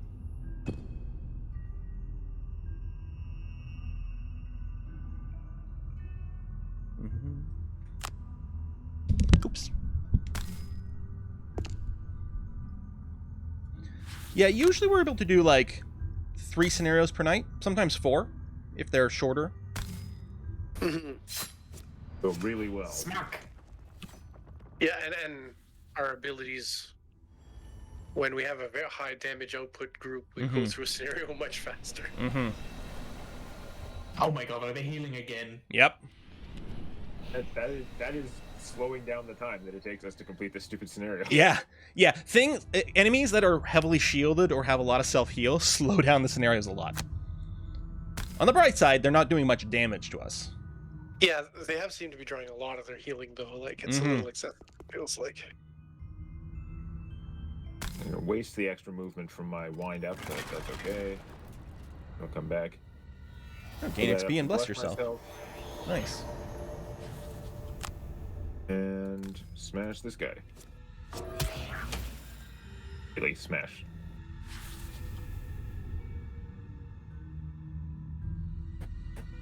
That's right. Curse you! Doesn't really matter which one I curse. Same deck. Which means it'll still affect the guys in the next room after we kill them. Oh. Yeah. Yeah, you just add cards to their deck. That's it. Nifty. I mean, there's a chance they don't draw the curse, but it does represent normally such a great investment.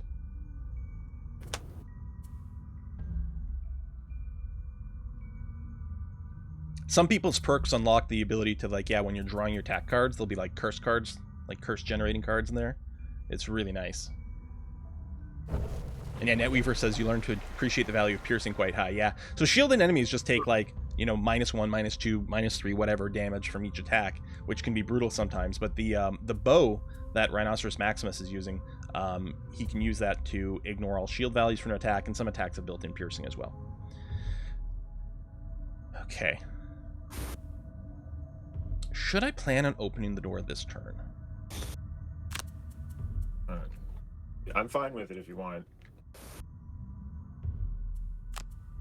I can come back if you open the door, see what's in there. If I like it, I can come back you up. If I don't like it, I can just leave you stranded in there and these guys instead.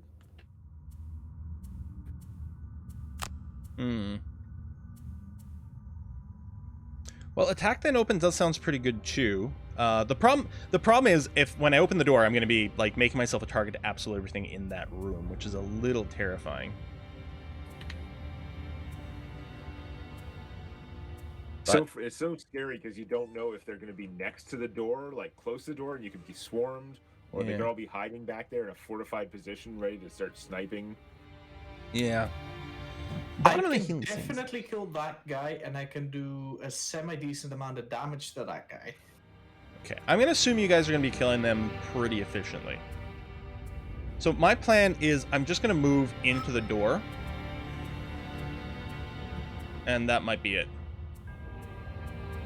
For me. Just trying to figure out what the top attack should be. Probably Blinding Sickle. So I'm going to go quite slow. Is that a good idea?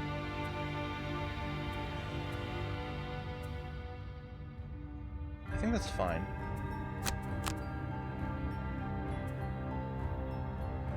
Yeah, just generic move. Assuming, of course, I don't horrifyingly whiff the attack on that guy. Yeah.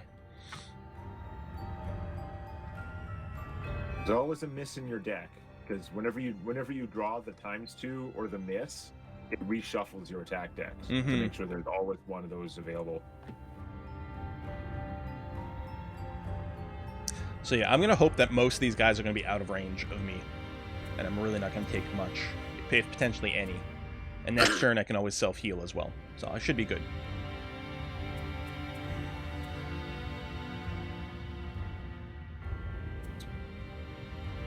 Void Warden? Yeah, I'm just having a hard time picking my next card. Oh yeah, you do have your full hand, basically. Yeah, I'm worried. Well, I'm worried. If I can kill the guy next to me, I can move. If I can't, I'm looking at a move card I don't mind wasting. You know what? That'll work. Mhm. This'll work. Here we go. It's not a bad point. I could have moved forward and then moved back with the Flame Shroud move. Break line of sight. But I think this is going to be okay. I don't expect I'm actually going to get hit by a lot of things. What the hell are these assholes doing? Well, they're Creating gonna open the traps. room. Ew. They're gonna plant it. You know, if you don't open the room, Yeah. then the ones in the next room won't plant a bunch of traps. Yeah, I think I'm not going to open the door so that they don't generate a million traps. And next turn, I'll just go really fast with the big move and rush into the door. Hardcore Ginger, thanks to the resub. 92 months. Wow.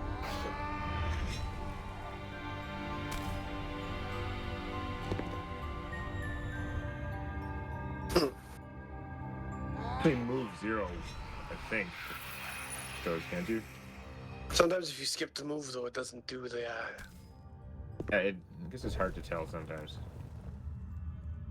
And that's my quest for this dungeon also completed. What was it? Collect a bunch of gold? 5 gold piles. It seemed Oh, fitting nice. with my personal mission. Yeah. Ooh, 3 damage.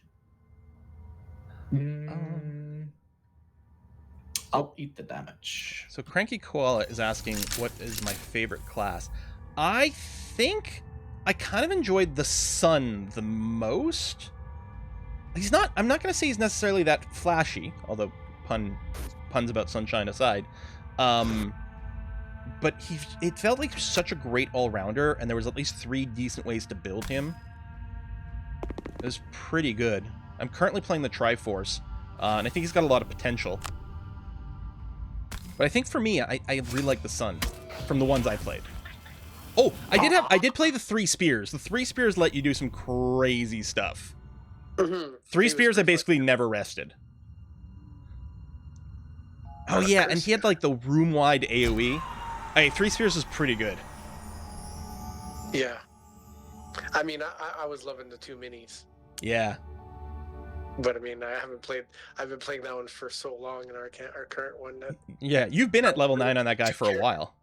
Well, yeah, and I played the Brute before it, and I went to level 9 on him as well. So I mean, I've only really played 2 characters. Yeah. His personal quest was really difficult to finish, though. I'm not even close. What am I doing? Finish him. Oh yeah, that's what I'm doing. There we go. It would have been a lot easier if I hadn't pulled a -2. Yep. It is what it is. So yeah, the downside to me not opening the door is it's not very good for my card efficiency because I'm kind of wasting the turn. But I think, yeah, having them generate a million traps on the other side would have been terrible. If you're going to use that move card, I just noticed I haven't actually finished my personal quest, so I'd be really happy to perform a move too, just saying. I don't think moving you onto that gold would actually help you for that. You wouldn't pick it up because it's not the end of your turn. Yeah. Okay, never mind. It'd be better if you could move me closer to the door if possible. It's still possible to clear targets on that. Yeah, yes, I hadn't confirmed the target yet. Netweaver does have an interesting point. We do have a lot of push and pull in our decks. Maybe if we had them generate a bunch of traps, we could actually turn it against them. Oh, It would have been funny. yeah. I mean, it's not too I late, but I do have. Well, if they pull another trap thing, I do have a card that I could get everybody within range 3 of me to move 1. Yeah. That can be super well, I mean, dangerous. the thing is, if I open the door now on this turn, they will do the trap stuff. It's a gamble, right? Mm-hmm. Because we don't know what the others are gonna do either. Because there's more than just. Yeah, they'll also be the scouts, although the Raiders. scouts don't do much. I think it probably makes sense to just what chat wants us to do. Of course they do. I mean, if you could take this guy out, that would be helpful. Yeah, and actually, I'll just do that. I'm just gonna kill this guy, and then I'll just move to be adjacent to the door. Next turn. Wow, Oh, jeez. massive overkill. There's no kill like overkill. All right, Something like RNG to make us feel like the entire rest of the team were wasting our time. drink a stamina potion, and I think I should bring back Swift Strength. Is the drinking of a potion taking up one of your 2 actions? Nope. No. No, you always play the top and bottom of the card, and then you can use as many items as you want. Like, you have no choice. You use the top and the bottom of the card every time without fail. You have to use the top and the bottom, although you can skip the attack and you can skip the move, but you have to at least select what you're doing with each card. I think I'm going to bring this back. There are occasionally things in scenarios where you use the top of a card to do something else as part of the scenario, but still using the top of the card. Okay, I'm definitely going to do a big run in here. I'm going to run in on a 14. I'm going to And short rest then. I will be self-shielding, and all attacks against me will have disadvantage this round. It really wants me to burn the big one. I've short rested twice, and both times it's pulled the big one. I guess I'm losing another hit point in random card. I like that card too, but yeah, it's good.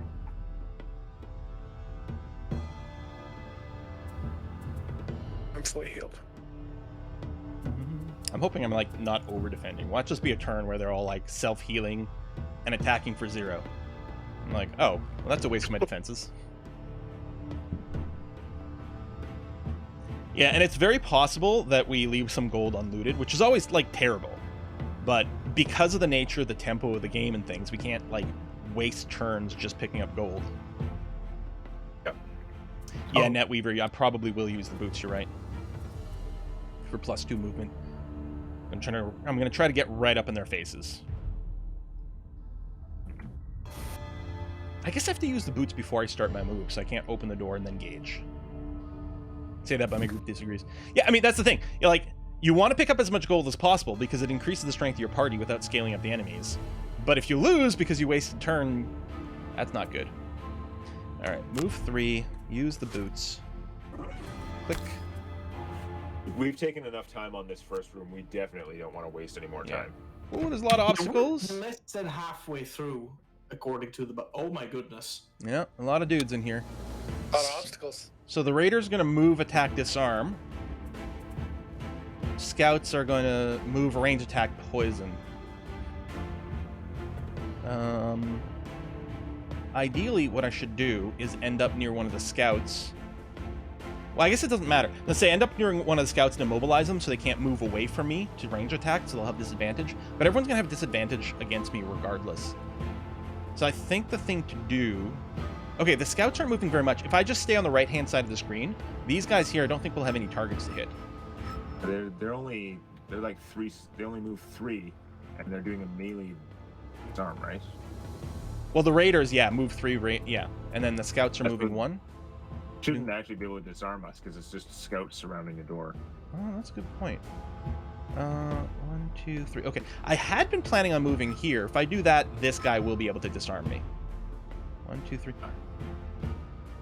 The only thing I can do is if I move here. No, these guys can still reach me. This guy here is going to reach me and disarm me no matter where I go. Yeah, I didn't realize that guy was a raider. So I'm going to go with plan move over here. He's only moving 2. He's gonna Oh, move you're here. right. He's not an elite. The elites are moving 3. I'm So sure I think you're safe there. yeah, you're right. Although this guy here, 1, 2, 3, but no, the scout's going to be in the way. Oh, this is perfect. That obstacle protects you quite a bit. Yeah. I mean, I'm going to get poisoned, but that's fine. All right, all attacks against me have disadvantage this round. And then shocking advance. I'll consume the sun. Hit this guy. He won't be able to Look at this move. guy consuming the sun instead of just praising it. And self-shield. All right, this is going to be good. The characters do an awful lot of yelling. Yeah. Are you running the team? Well, I'm going to be going ahead because I'm more tanky. Like, attacks against me are going to have disadvantage, and I'll have shield. So I want to make myself the target as much as possible. The rest of the team is mostly going to move in. Actually, maybe not the Void Warden. I'm hoping everyone else can properly attack. It's I'm really gonna not be- clustered well for my bomb, unfortunately. Yeah. I'm just gonna have to move up and whack somebody. Yeah, the raider won't disarm me unless I'm standing here. If I move to closer space, I'm okay. These 2 squares are fine. Can't get next to an obstacle to smash it, which is too bad.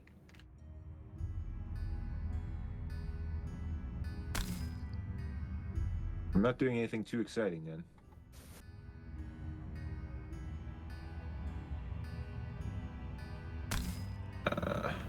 And yeah, that's true. Some of my allies will get attacked by some of the enemies.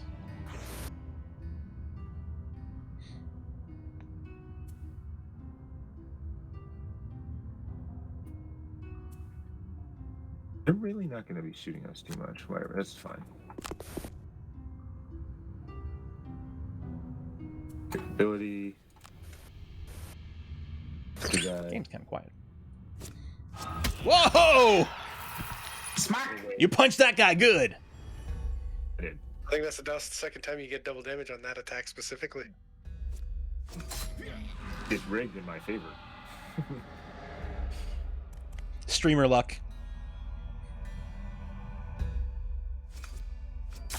Hey, there's a curse. Unfortunately, the poison still lands. Oh, hate it when they have disadvantage and draw the same card twice. Mm-hmm.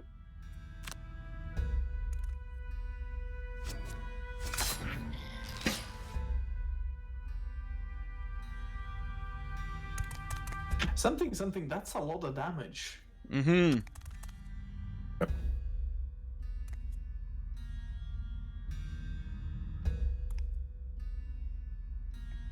I mean, I am happy that I'm not going to be targeted by literally everything. But I'm hoping the majority targets me. Oh, essentially, this is a pre-recorded stream. I'm actually not doing this live, so I was able to sneak away and poison your tea. Even though it looked like I was streaming. It's a perfect alibi. As long as I don't say it out loud. I'll just have to remember to edit this out later. We know chat so well, we're predicting responses to messages they haven't even typed yet. That's true. People are going to want us to open the doors early.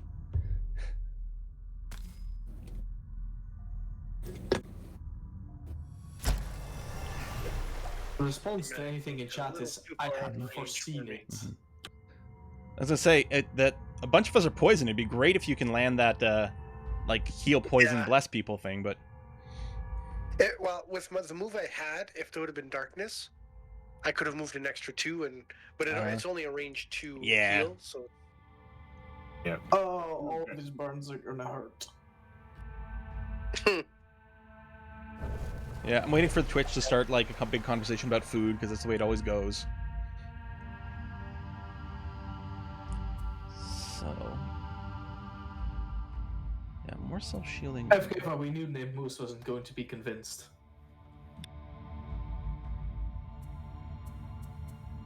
I could be time to finally set up the Flame Shroud, and then I can start pulling people towards me. Maybe it's Flame Shroud, Shield the Desert. It's gonna be a double burn turn. I'm gonna move up and destroy that obstacle next to you because I can stun and do 2 damage to enemy adjacent to it. Okay. Well, maybe I won't burn the Shield the Desert. Maybe I'll just bottom Swift Strength for a little bit of self-shield some more. Oh no, I want to pull people in with that after. So sorry, it's going to do damage or stun them? Both. Okay. So this guy might just be dead then. It's 2 damage, but not as an attack. It's just deal 2 damage, so he won't... Okay. It'll be exactly 2. Then that'll be fine. So I'll prep the Flame Shroud, I'll use the bottom of my Twirling Stars, and I'll be mailing him for a base 2 damage. Although, what if I take a bunch of attacks? You know what? No, I'm going to chicken out. I'm going to self-shield for 3. I'm going very fast, so I'm hoping I get targeted. Yeah. And anyone who moves next to me, who enters a tile next to me, will take 2 damage. Because it only works on enemies. I hope so. Yes. Next 5 times an enemy enters a hex adjacent to me, the enemy will suffer 2 damage. As long as I don't count as your enemy yet. Not yet. There's still time. But I specialize in explosions. Sometimes, federal damage happens. There's a lot of stuff in that room. Yeah, it's pretty busy. Got a dead And adventure now in here and they're everything. busted up well enough for the big bomb. Except I spent I discarded that card because I used it last round. So didn't do it later. Yeah, if you get rid of the obstacle and a bunch of people are running to engage me, it's actually going to be, well, bad for them.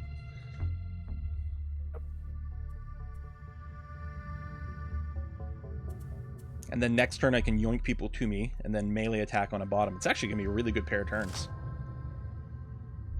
Move 4, attack for 0. Love it. No range attacks at all, actually. Wow. This is... They have chosen poorly. Yeah. Double summoning fire, which isn't actually helpful, but... Come at me, bros. Oh, good, and you're exploding the obstacle before they go as well, so there can be maximum people trying to engage me. Yeah, although some of them are... the near ones will be stunned. Oh, right. Still. I mean, luckily it's not, like, for the next turn. It's the next 5 times they move near Whatever me. you do, don't stop there. No, I'm probably going to go here. Perfect. That works. Yeah.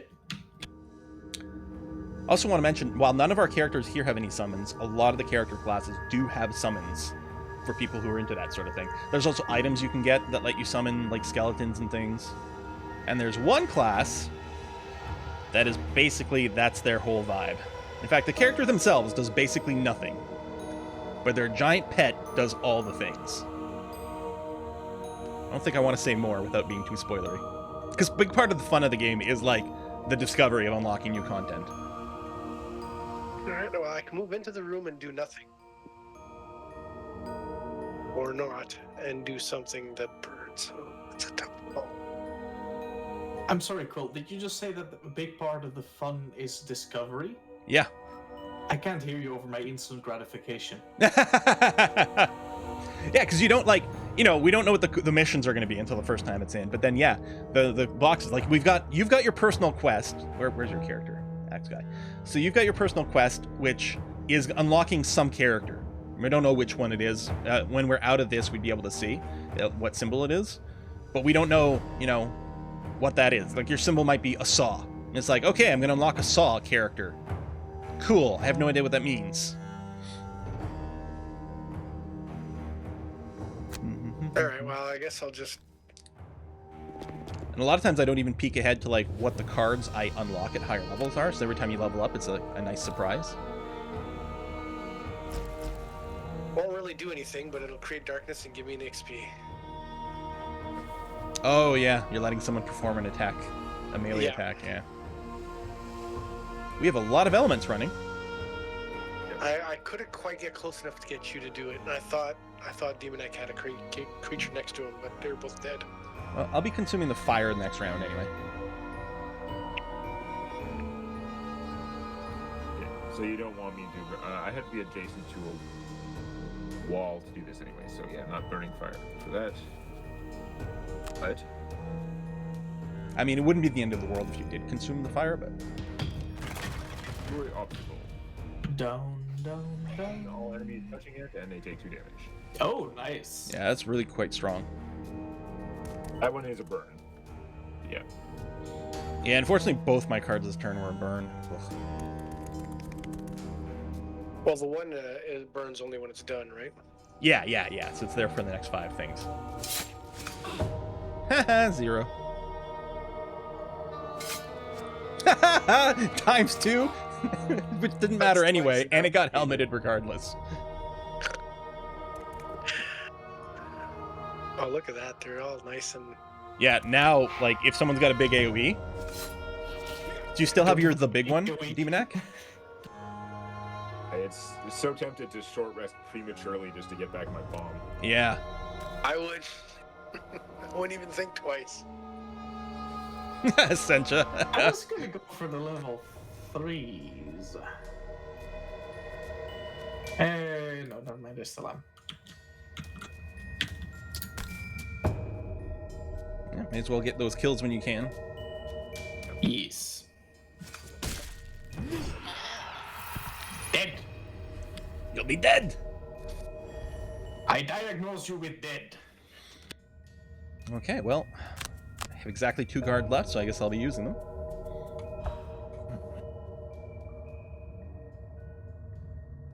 Oh yeah, so this guy took 2 damage from approaching me.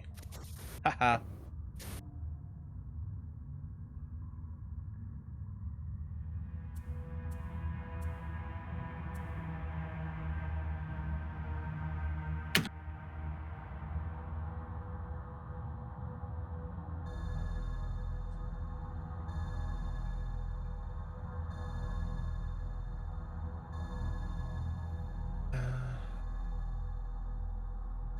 Zero times 2? No, it's not 20. 0 times 2 is obviously 0, 0. That's the answer. At least when I program JavaScript, that's the answer. I was about to say, get your cross product out of here.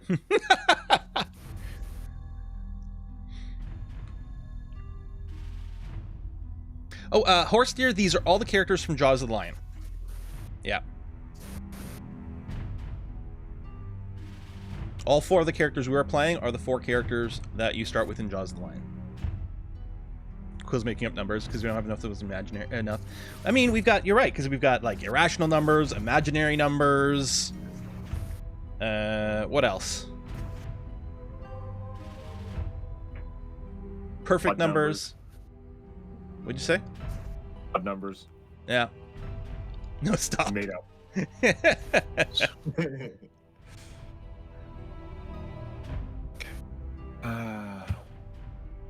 Numbers are definitely not perfect. We're excited about RimWorld expansion on Friday. Oh yeah, baby. Only a little bit. Yeah, You know just what the worst part about the RimWorld expansion on Friday is? what is it? It's that Victoria 3 is out on Tuesday. Uh-huh. I only have 4 days. Yeah. Well, I was gonna say the worst part about RimWorld expansion coming out on Friday is we don't have a stream on Friday, but I actually don't know what time it's coming out on. But it's gonna be okay because Saturday stream is gonna be RimWorld with new expansion. On Monday, which is the 23rd, there will be a Victoria 3 video dropping on my channel 2 days before release. Actually, the worst part is the stream on Wednesday next week. We still have to finish our Civ 4 run, but how can, with Victoria 3 out, how do we do World War Wednesdays that doesn't involve playing Victoria 3? So I don't know what's going to happen to the Civ 4 run. Oh, the 23rd is Sunday. Thanks, Essentia. So yeah, on Sunday the 23rd, there'll be a drop of Victoria 3 content on the channel. Move, jump. Ah, they're eating our treasure. We better kill them all. What? They touched my treasure! Out of them. Okay, so my plan is to use the top of Swift Strength and then the bottom of Swirling Stabs. It's probably still what to do. Technically, the top of Twirling Stabs would still kill that guy. Just the bottom of Swift Strength's not that useful, so. Can I make a deranged suggestion? Yeah. That you... I don't know if you can. Oh no, never mind. I was hoping you could jump into that one and then Twirling Stab. Yeah, just a little too far. So my plan had been to, like, kill this guy, so I could yoink someone in and have them take bonus damage. But because we've got the fire, I can do a wound, so I think I'm actually going to hit this guy so that he takes the wound. Yeah, sounds reasonable. Yeah. Eat the fire. Wounding deals 1 damage at the start of each one of their turns. It's quite nice. And then the Swift Strength, so I probably won't use the Swift Strength too much for a pull, so much as just killing some randos. This guy, 'cause I should be killing him with my attack. Oh, ignore this guy? Okay. Wounding is also a way to get through big shields. Yeah. All right, maybe I'll hit the guy next to me. It is a ranged attack, so I'll have disadvantage, but unless I draw an actual miss, he's still going to die.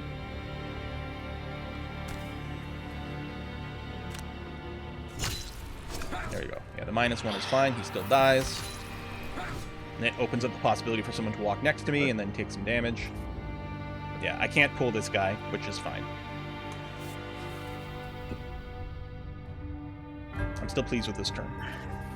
Only downside with wounds is you don't get credit for the damage that it generates at the end of the scenario score screen.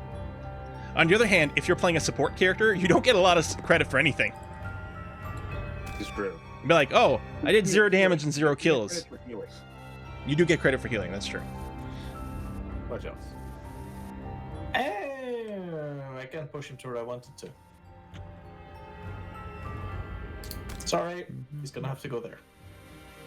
I will be returning Songs of Sticks at some point, I'm sure, Mazadir. I'll probably just wait for it to keep developing a little bit more. And yeah, right now we have kind of a full schedule, which is a little bit frustrating.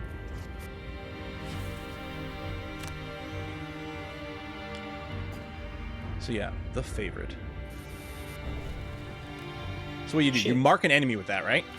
Yeah, but I was hoping it would be a range thing, but apparently the guy has to be next to me. No, I think you can target anyone. I just tried. I couldn't target anyone. I had to skip. The only option I had was to skip. Card is. It looks like you're talking at the top half of the favorite. That's the thing that you prep. It sits around for the rest of the scenario, and then in the future, whenever you make a ranged attack, you can add +3 to one of the targets. Yeah. That's how you're Oh, that makes more sense. And you do want to use it as quickly as possible because a bunch of your other attacks return your favorite. Or something returns your favorite. That was the original plan, but it backfired horrendously. Okay.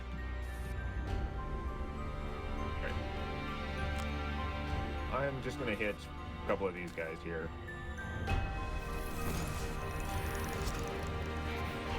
Yeah, just a few. I somehow missed the one at 1 hit point. And I told you to spare. Yeah. That is amazing. Stupid disadvantage.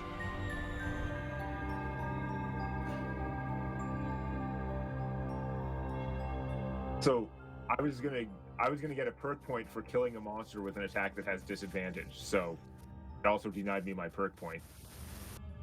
I'm just trying to figure out where I want to move. That guy's a raider, and the raiders are moving up and doing a range attack. I grab that gold, then it would be attacking me. Whereas if I just go next to the wall, then he'll move up and get hit by your flame shroud. So I guess I'll do that. That's true, yeah. I'll smash Stonehenge here to strengthen myself. Cool. Strengthen gives you advantage in your next attack. Very great buff. I also created fire and earth. That's right, I was getting confused with the Bless earlier. Bless adds more ×2 damages to your draw deck. I do that sometimes. I get confused between Strengthen and Bless.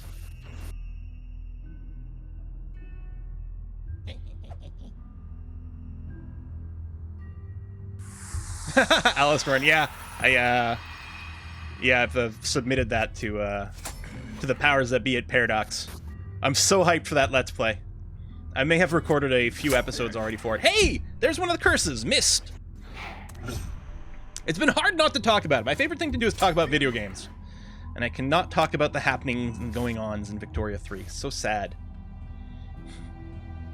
But I guess you would understand it. Does pulling Bless reset your pool like natural ×2? No, it does not. It's only the built-in to your deck ×2 that causes you to reshuffle. And it's just a reshuffle. It's not a reset. It just causes you to reshuffle your discard pile. It means that no matter what, your ×2 and your miss is always in your deck. It's been years, yeah. You've been having to not talk about it for a while. It's your own damn fault. It's funny, Alistair, someone dug up your resume on LinkedIn or something a couple of days ago on the Discord, and I was like, hey, this person lists being a mod on Quill18's channel. What's up with that? Quill18 and a Kiss for Lux. I was like, yup. This is what happens. You mod Twitch channels and you go to work at Paradox. I used my being a mod experience as an example of interacting with groups of people for my shitty telemarketer job. Mm-hmm. Well, not telemarketer, service, whatever, telephone person. Mm-hmm. But I mean, it's legitimate. That's, you know, it's real work, and it uses a very specific skill set that's really useful in a lot of situations. Mm-hmm. If you come one closer to me, Quill, I can heal you. Okay. That personal quest for the perk has actually reduced your healing by so much. Actually, it's my limited mobility that's... Yeah, but your mobility has been more limited by the fact that you don't want to move away from enemies. You have this great multi-target heal that is short-ranged. So just move a little bit closer to me. Okay. Well, I'll consider it. Oh, wait. Oh, you're making me move! Yeah. I didn't realize that. Sorry. Sorry. Yes, I'm making you move. Like, move. Please I'm be like- closer. Saying, move. I'm like, okay, you can keep telling me that. I'll try to do that next turn. This is good then, right? Yeah, that's fine. Silly out There of we go. turn actions. And here's the blessing, Ooh. because you got rid of the poison. Oh, I got some of that heal as well. Mhm. Yeah, Demonac moved too far away, and I sure did.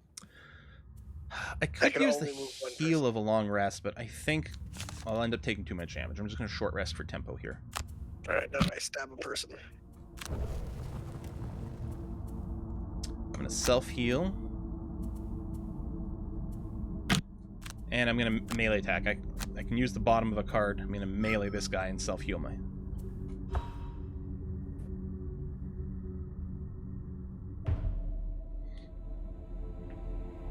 It's the opposite of don't stand so close to me. Yeah. If I didn't have to heal, I could pull a bunch of people to me and do... Oh, hold on. Instead, if I... Swift Strength. I could pull both these dudes toward me. They'd take probably 2 damage from the attack, and then 2 damage from being sucked into me. That actually sounds Okay. pretty good. Does sound pretty good. A little bit risky, but I can always burn cards to not die.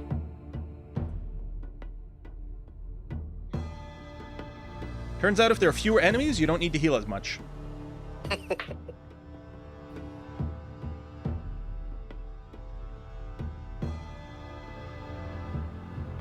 Dun, dun, dun, dun, dun. That sounds good. Yeah, kill more enemies, Getting not pretty- heal less. HP is a resource, that is true. And what did I say? Best defense is a good offense, right? Is anybody going to kill that guy? Not me. Oh, Yeah. I could, instead. Although I think the best plan for me is still to hit these two and pull them in.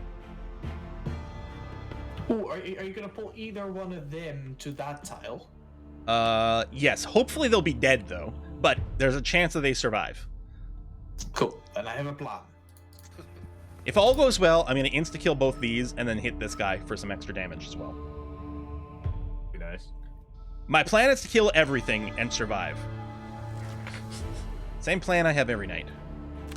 You're so slow. Yoink.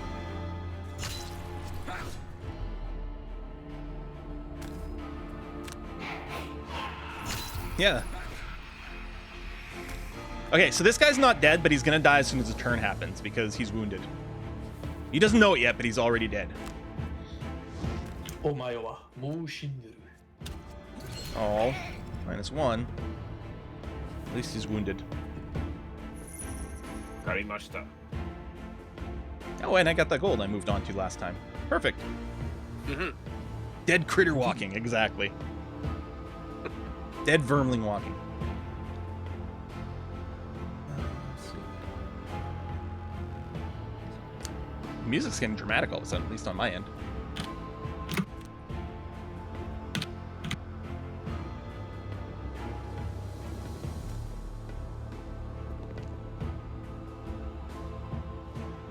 Dun, dun, dun, dun. That. Fortunately, half of my stuff is like obstacles, and half of it is actually like literally standing next to a wall. In these big open rooms, it's hard to do the next to a wall stuff. Yeah. Demolitionist has such, like, conditional damage bonuses. all right. Well, this sounds interesting. Grasp of Doom. Attack 2, poison, wound, curse, stun. Yeah, all the things. All the things. And I'm wasting it on a little scout. Yeah, it'll give you 2 XP. Perfect. And he died, so he got none of the conditions. Yeah.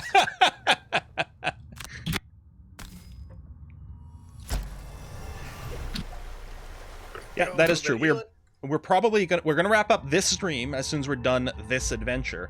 But then what we'll be doing is we'll be moving over to Rhinoceros Maximus' stream where we're gonna be continuing this. I don't know Demonac and Little One, are you gonna be continuing when we move over to the other stream? I'll stick around. Demonac, you'll stick around? The new the Little One, I thought you wouldn't be able to. It was at the old days. Yeah. No, it was here. No, we were always planning to do it in Monotonese. Well, I canceled it either way. Okay. Nope. Casual background conversation, please ignore. Alright, my headset came apart there for a second. It happens. I had a technical issue. I think I need a new headset.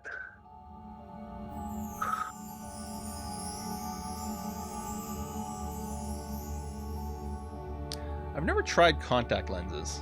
I keep Oh, it's thinking my turn it again. might Shit, be worth sorry. grabbing some just for when I do VR helmet stuff. Because I can wear the VR thing over the glasses, but it's not very convenient.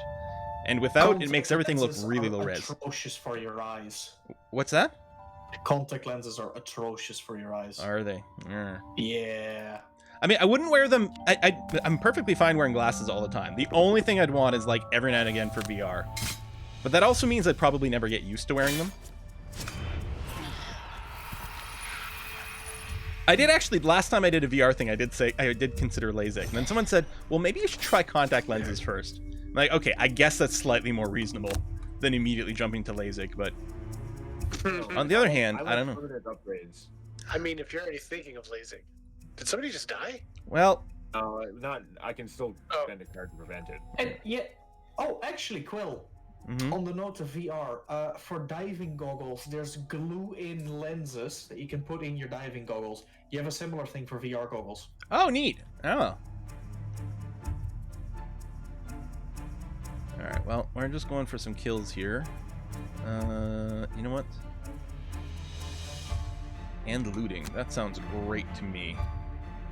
You know what? Actually, I'm going to Healing Sands for the XP as well. You guys have got this. I'm going to go full greed. Well, technically, I'm going to do 1 damage to this guy. And he's bleeding, so... Getting close. You guys have lots of cards left. There should be no chance of us screwing this up somehow. Hopefully. Watch us all do nothing and then just lose. I'm long resting.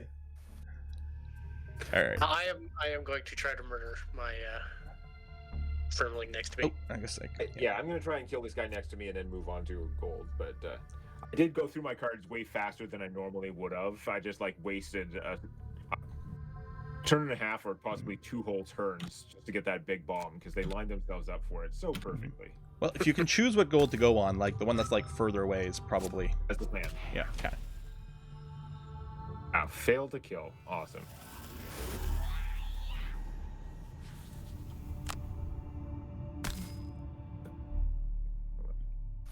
I don't know. There aren't any farther away gold piles. One all the way in the corner here. I couldn't get it. I only had move 3. 1, 2, 3. Yeah, you could reach it originally, but when you Yeah. sidestep once. But it's fine. Well, I think he had an ability with the wall. I'm not sure if it made a difference. Actually, why don't I use the instead of healing for XP, if I can get the kill on this guy, the generic attack, then I can loot more gold. More Ah, loot is more better. dang! Should have gone self heal for the XP instead. Yeah, got greedy. Because I only needed to do 2 damage. Because I could have killed him with the all adjacent enemies take 1 point of damage first, but oh well. The red guard's funny because like usually I tend to not use a lot of the loot cards, but he has 2 really good attacks that have a really good loot action on the bottom. Yeah, it's actually surprising. Actually, Like, almost gonna be looting. it's really good. Freaking 6 damage. Void Guard just keeps going around overkilling everyone. And I want to loot his gold. I like how the Void Guard's a support character / murder character. Actually, yeah, you should just be able to enter your prescription into your headset, and it should be able to auto-adjust immediately. The software? That's true. That would make sense. Yeah, because you can adjust the focal point programmatically. Sorry, I'm nerding out here. I've never heard of that, but it makes total sense that you should be able to. I don't know that that means that's implemented anywhere. It would be some interesting shader code to like fuzzify an image in just the right way. Yeah. All right. Let's finish this. So the game ends when we've met the objective, and then at the end of the round. So if someone like insta kills this elite, we still get to take all of our actions for the round. You know, pick up any last bits of loot and so on and so forth. Yeah, I'm not thinking you can do it with a shader either. I don't think vision. I don't know. Yeah, I don't know. Yeah, it should work because the focal point technically is only on the monitor in front of your eye. You're faking it out by having two separate ones that you play with. You play the angle with. Well, if this thing survives to my turn, it won't.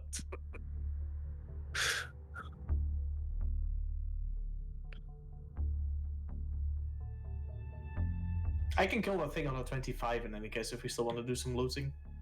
Yeah, I mean, just whoever kills it, kills it.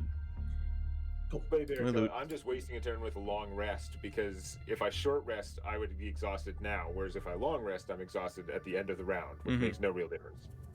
Plus, enemies wasted attacks on me.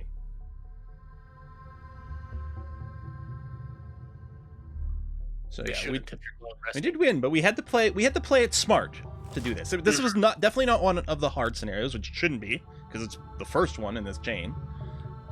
But even with the basics here, we had to play it fairly decently.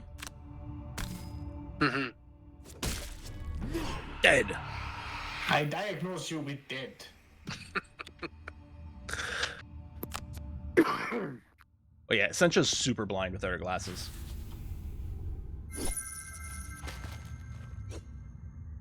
I can get by, but I get headaches if I play too long without them. Yeah, my eyes are getting worse. I can get by on my laptop without it because I usually hold it closer to my face. But Thomas just told me that when I'm reading a book or something, I should take my glasses off to actually like let my eyes get pulled back into like more natural shape. Yeah. No, I'm definitely getting at the point with like the prescriptions that I got renewed like last year. I'm definitely at the point where if I'm holding up something that's got fine print, I've got to move the glasses off to be able to read it. No. Here, you can do an attack. It's 2022. I'm fairly sure we're going to see EXP fully Cybertronic eyes within my lifetime.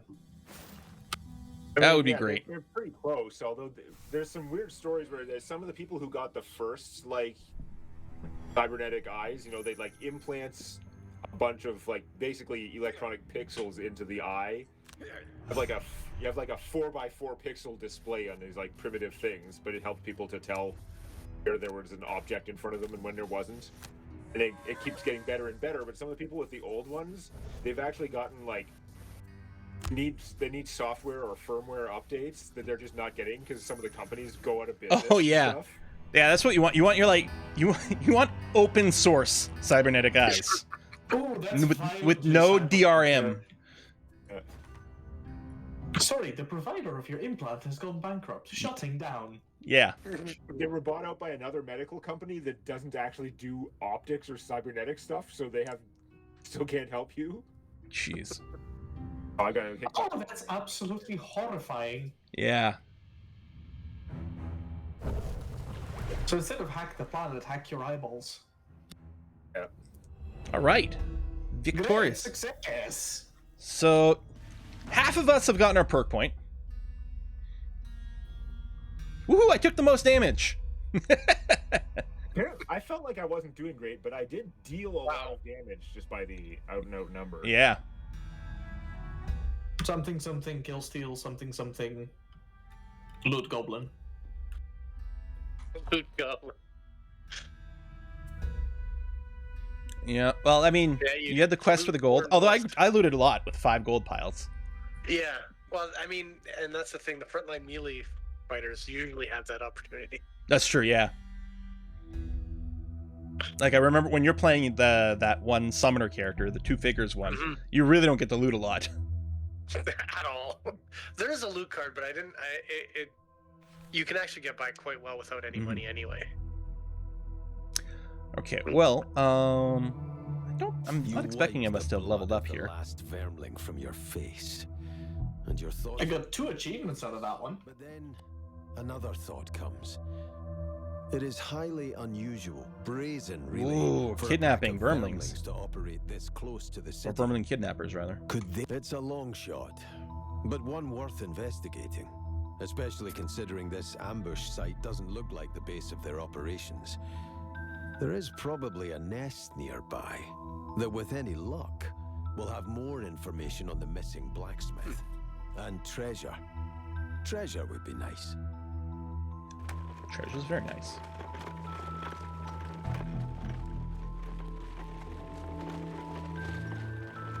I have little panning views. Alright, 6 XP from completing the quest. New quest location.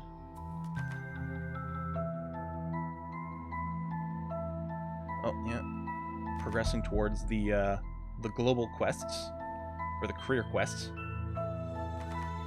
Yeah, you should have been able to get a lot of progress towards killing vermlings there, unfortunately. Sort of sucks that you didn't get very many kills. Matter. I want to level up this guy anyway. Oh yeah, so we Always need more vermlings. 45 XP for the next level. Okay, so yeah. I couldn't remember how much we needed for the first level. I'm like, it must come pretty quick, right? But no, not that fast. No, it's actually quite slow. Mm-hmm. It's not bad when like the party's high level and you come in on a new character, because the quests, the XP tends to get pretty high on later quests. Like a couple of quests, and you tend to level up and catch up really fast. Mm-hmm. But yeah, 10 more gold. I don't know if there's anything I'm gonna be able to buy with 10 gold. And Rhino needs to click something so we can look Yeah. at our stuff. I'm waiting for the game to proceed. It's just showing me like stuff appearing in the top right, and there we go. Oh yeah, yeah. The people progressing towards their career goals. Yeah, I don't think you can skip that little thing. Yeah, that way it was just playing all sorts of animations and stuff. Anyways, I think now would be a good time to swap over. We can take a quick break. I'll go live. I think that sounds like a great idea. So yes, this has been streaming for 2 hours. This was a sponsored stream. Thank you very much to Twin Sails for sponsoring this stream. There's a link in the What Game where you can pick up Gloomhaven today. But if you wait a day, you'll be able to get it and many of their games on sale starting tomorrow and throughout the weekend. So Gloomhaven will be 25% off tomorrow. I think this game is legit awesome. I got 160 hours in this thing. I really enjoy it.